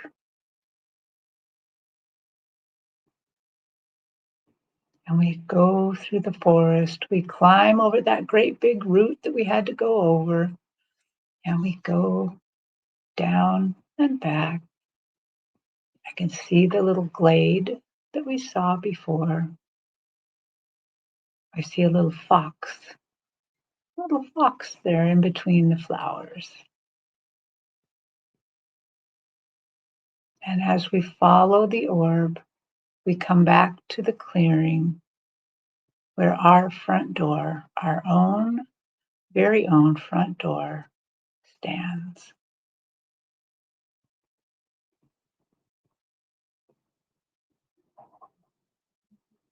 And they thank us for coming.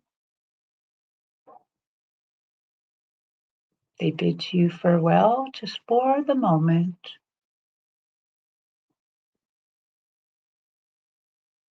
Go ahead and open your front door and go back into your house, your very own house.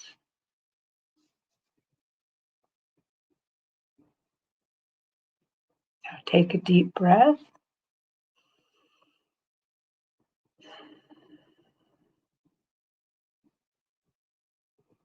And I want you to come back to this present time. Maybe you could wiggle your toes a little, wiggle your fingers, open your eyes, and come back to the present time.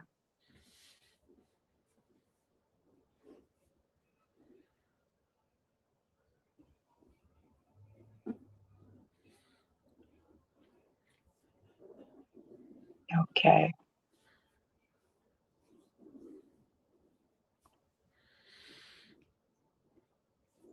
Wow.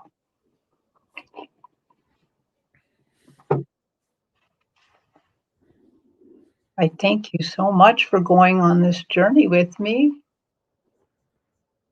And I wonder if anybody has anything to share. Like, what glass did you choose? Well, I had to draw it. Well.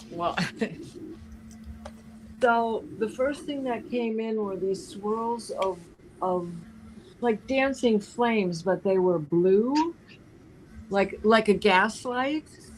And then they became it was like watching Fantasia, because they were playing patty cake with each other. And this was actually a face, but of course it kept doing this dancing thing, right? And when you were talking about it, I don't remember that I even took a glass, but I was seeing this tray. It had come into my mind before you had said it out loud. I saw the tray and I saw something on it, but they were the liquid wasn't liquid. It was a glowing light. Oh. Okay. And then don't ask me why, but an accordion showed up. Wow. And pinwheel swirls kept coming and going. Also, there was just a lot of swirling going around. And when I was looking in the mirror, I was looking like a little elf, dancing with my hands on my hip like I was doing an Irish jig. So, how delightful. Well, thank you, because you're the one who took me there. I just noticed Marine Delmonico says, I saw myself as a 3-year-old little girl, and I chose a rose-colored glass filled with clear liquid. And then I know who else? Kim Princess chose a gold chalice with grapes engraved on the side of the cup. That is amazing. Wow. Wow. I Does had anyone? as soon as I walked out of the door, there was all these animals came to greet me one by one, and we walked down the path together. I mean, birds, frogs, snakes, a bear, everything. It was really cool. So we just walked on the path together, and the orb, it was an orb, but it was getting bigger and bigger, and it was right there, like it was part of us. I don't know how to explain that. And when we went into the open circle oval, um, it's like I left. I mean, I really have no memory of what we did. I don't know if I just like zoned out so deeply or something, but it was really, really, really cool. And when we came back, we were walking back. We were still all together, all the animals and the orb. I saw myself as a child too, though I did see that, or saw how they saw me. Yeah. I Fabulous. go ahead. No, I was just thinking, fabulous, absolutely fabulous. And yeah, Pacey Boss said it was, I think, a thin green ornate glass Irish coffee cup with like honey elixir inside. Mirror was oval, 1.5 feet, similar green and ornate. Wow. Yeah. That's amazing. Mine was Yes. like, there was so many things that happened. Whoa. Yeah. You know, I was walking to my front door. I thought, oh boy, it needs to be refinished. Okay, Mel, it's another project you haven't finished, right? I started, I'm like, nah, I got better things to do. And I went outside, and it was really cold because it's cold here in Chicago with a lot of snow. And I thought, okay, this is way too cold. And then I went to this forest, but it was funny, like it was warm, and then I was experiencing springtime on one side, and winter on the other, fall, summer, kind of all at once. And there Yeah. were more animals that came out in the Native American way. The wolf, which is the keeper of intuition. The bear, which is introspection and warrior spirit. The white buffalo, unification. And the eagle, wisdom. So I was just smelling the smells. And when we got to the wall, I saw it as like a lodge. And I'm like, how are we getting it over that wall? And the eagle just picked us all up and flew it. And, you know, we're all in there. And then when you said, you know, the baggage, I was like, I was all curled up on the bench, and it was so cuddly. And you said, you know, take, you know, the baggage. And I was like, I didn't want to do it because I was cuddly. But then it was like, okay, I started to undress and all the baggage and all of that. And I was naked. And it was like, what am I afraid of? And it was like being vulnerable. So I took all the clothes, the backpack, everything, and there was the fireplace, and I threw them in the fire. Now, the orb was interesting because it was Grandmother Moon, the keeper of intuition. Wow. And that's Wolf's power ally. Wow. Yeah. And so, and you know, the glass was orange juice. I love orange juice. and I drank it, and I felt this most incredible sense of peace. And then it turned into the mirror, and I saw myself in an aloha shirt, and then as a child laughing and playing. And it was like, you know, take time to nurture your inner child.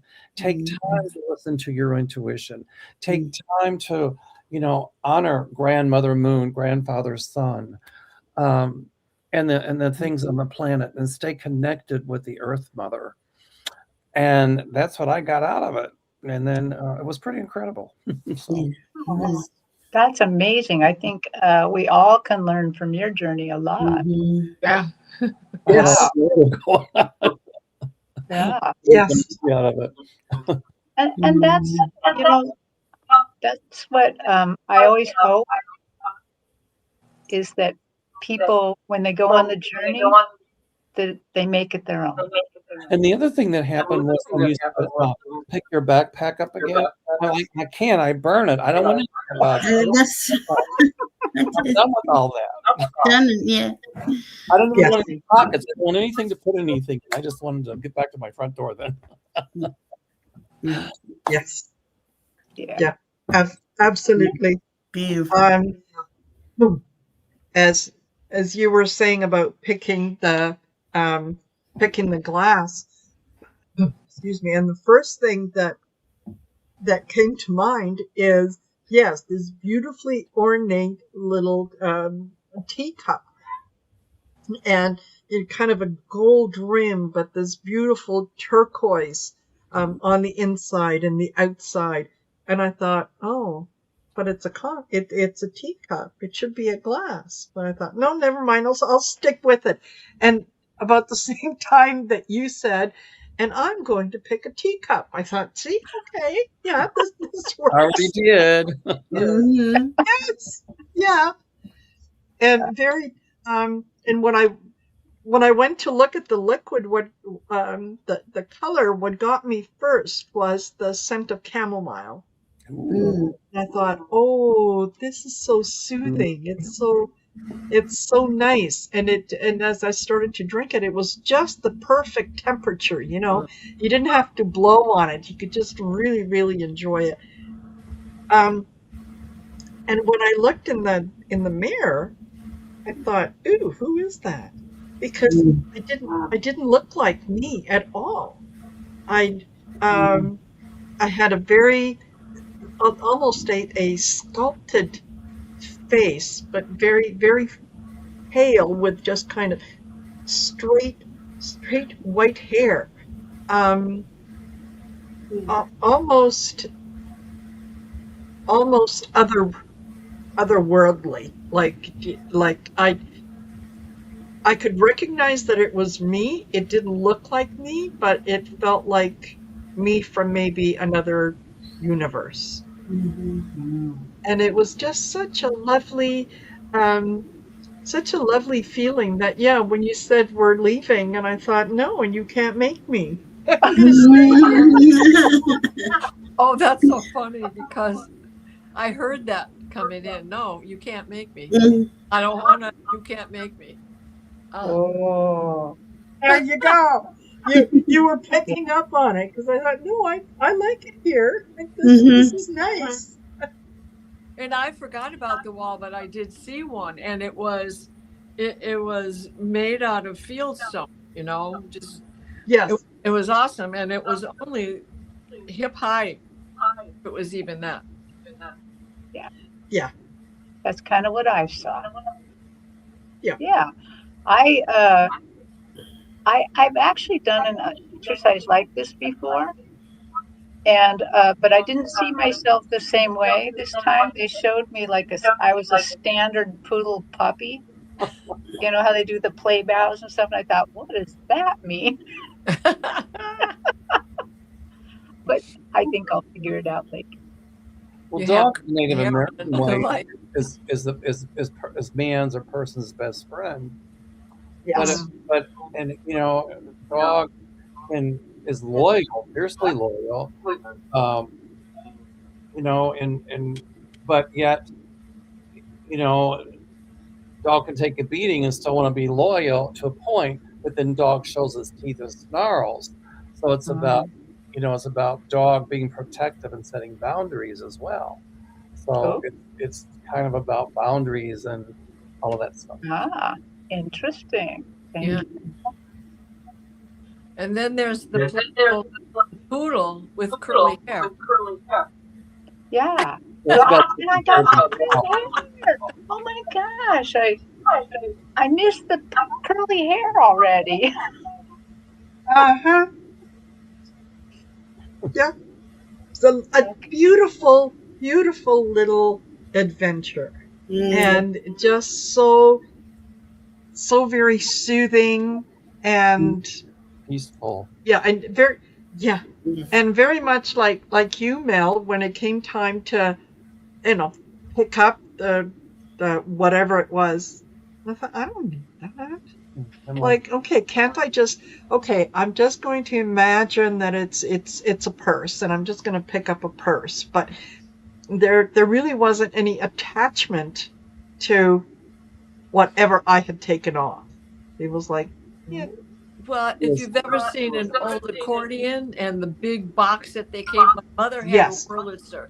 So maybe it was my mother coming in. She had a big, huge Wurlitzer.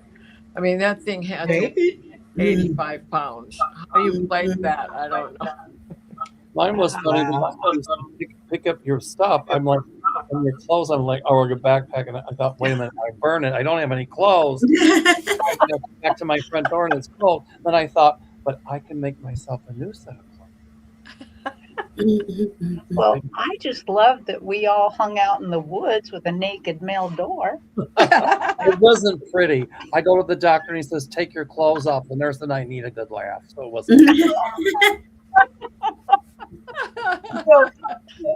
And I agree with Kim Princess, who says, Terry, your voice is the best. Absolutely. Yes, it absolutely is. Like, perfect for this kind of work. Yeah. So, thank you. Yeah. Thank you, Kim Princess. That's very nice. Feeling very smooth. Yeah. I've got to run. This has been so wonderful. Terry, thank you. Diana, it's nice to meet you. Valerie. Marina, nice to meet you. Again. I want you on my show. I want all of you on my show. And yes, absolutely. Because if you email me, I probably will never get it. I'll text you. Somebody put in the comments, it's just like an Aries, we start stuff and never finish it. Yeah, I know. Yeah. It's really been fun. I'll text you, Mel. We'll get a date. All right. Absolutely. Well, everybody out there, please don't let the fear stand in front of you and hold you back. Let it get behind you and push you forward. I saw a couple of written in Latin, no inhibitus bastardos, and that means don't let the bastards get you down. There you go. Yes. Exactly. Exactly. Wonderful, wonderful experience. Love to all of you, and thank you, Mel. And motivate you. Bye, Mel. Thank you, Mel. Thank you for being here. Yeah. And ladies, it is. I always look forward to the end, but I also don't want it to end. I know. How do we say that? Because I know that when we are done, I have been so uplifted and I feel such a high vibration that I know that whatever is coming next is just going to be fabulous. So it's both kind of it's exciting and bittersweet and all the feelings all together. So I so appreciate that you guys join me and you do this with me because it means the world. It really honestly does. Well, we're honored to be here. I'm sure I can speak for all of us and anyone who has come and gone already. This has turned into something so fascinating. And I mean, it's like less preparation is involved anymore, ceremony, but it's the ceremony now follows the event that we put on. Yes. So, yeah. Well, and with that, I will say goodnight because it's 10:51. I just want to brush my teeth and lay on the couch. Yeah, me too. Thank you, ladies. Love you all very much. Thank Marina, you. for having us all Yeah. on. Thank you. And yeah, Valerie, Terry, just, oh my gosh. I'm sending you both great big hugs because Okay. yeah, I love this and I look forward to this. And for those of you that are still here with us, thank you. Thank you for joining us. I hope that you will come back. The next event is going to be on Saturday, February 28th, the last day of February. And I'm sure that it's going to be just as great. And yeah, I'm going to go now and I'm going to thoroughly enjoy this wonderful feeling and just let things float for a while. Yeah, it's good to float. So just give me a sec. I'm going to end the stream. Don't forget to, if you go to my YouTube channels and go under the posts, I have all of the guests listed and I've got their channels and things listed. So make sure that you go over there and do that. And in the meantime, much love to each and every one of you and we'll see you around. So take care for now.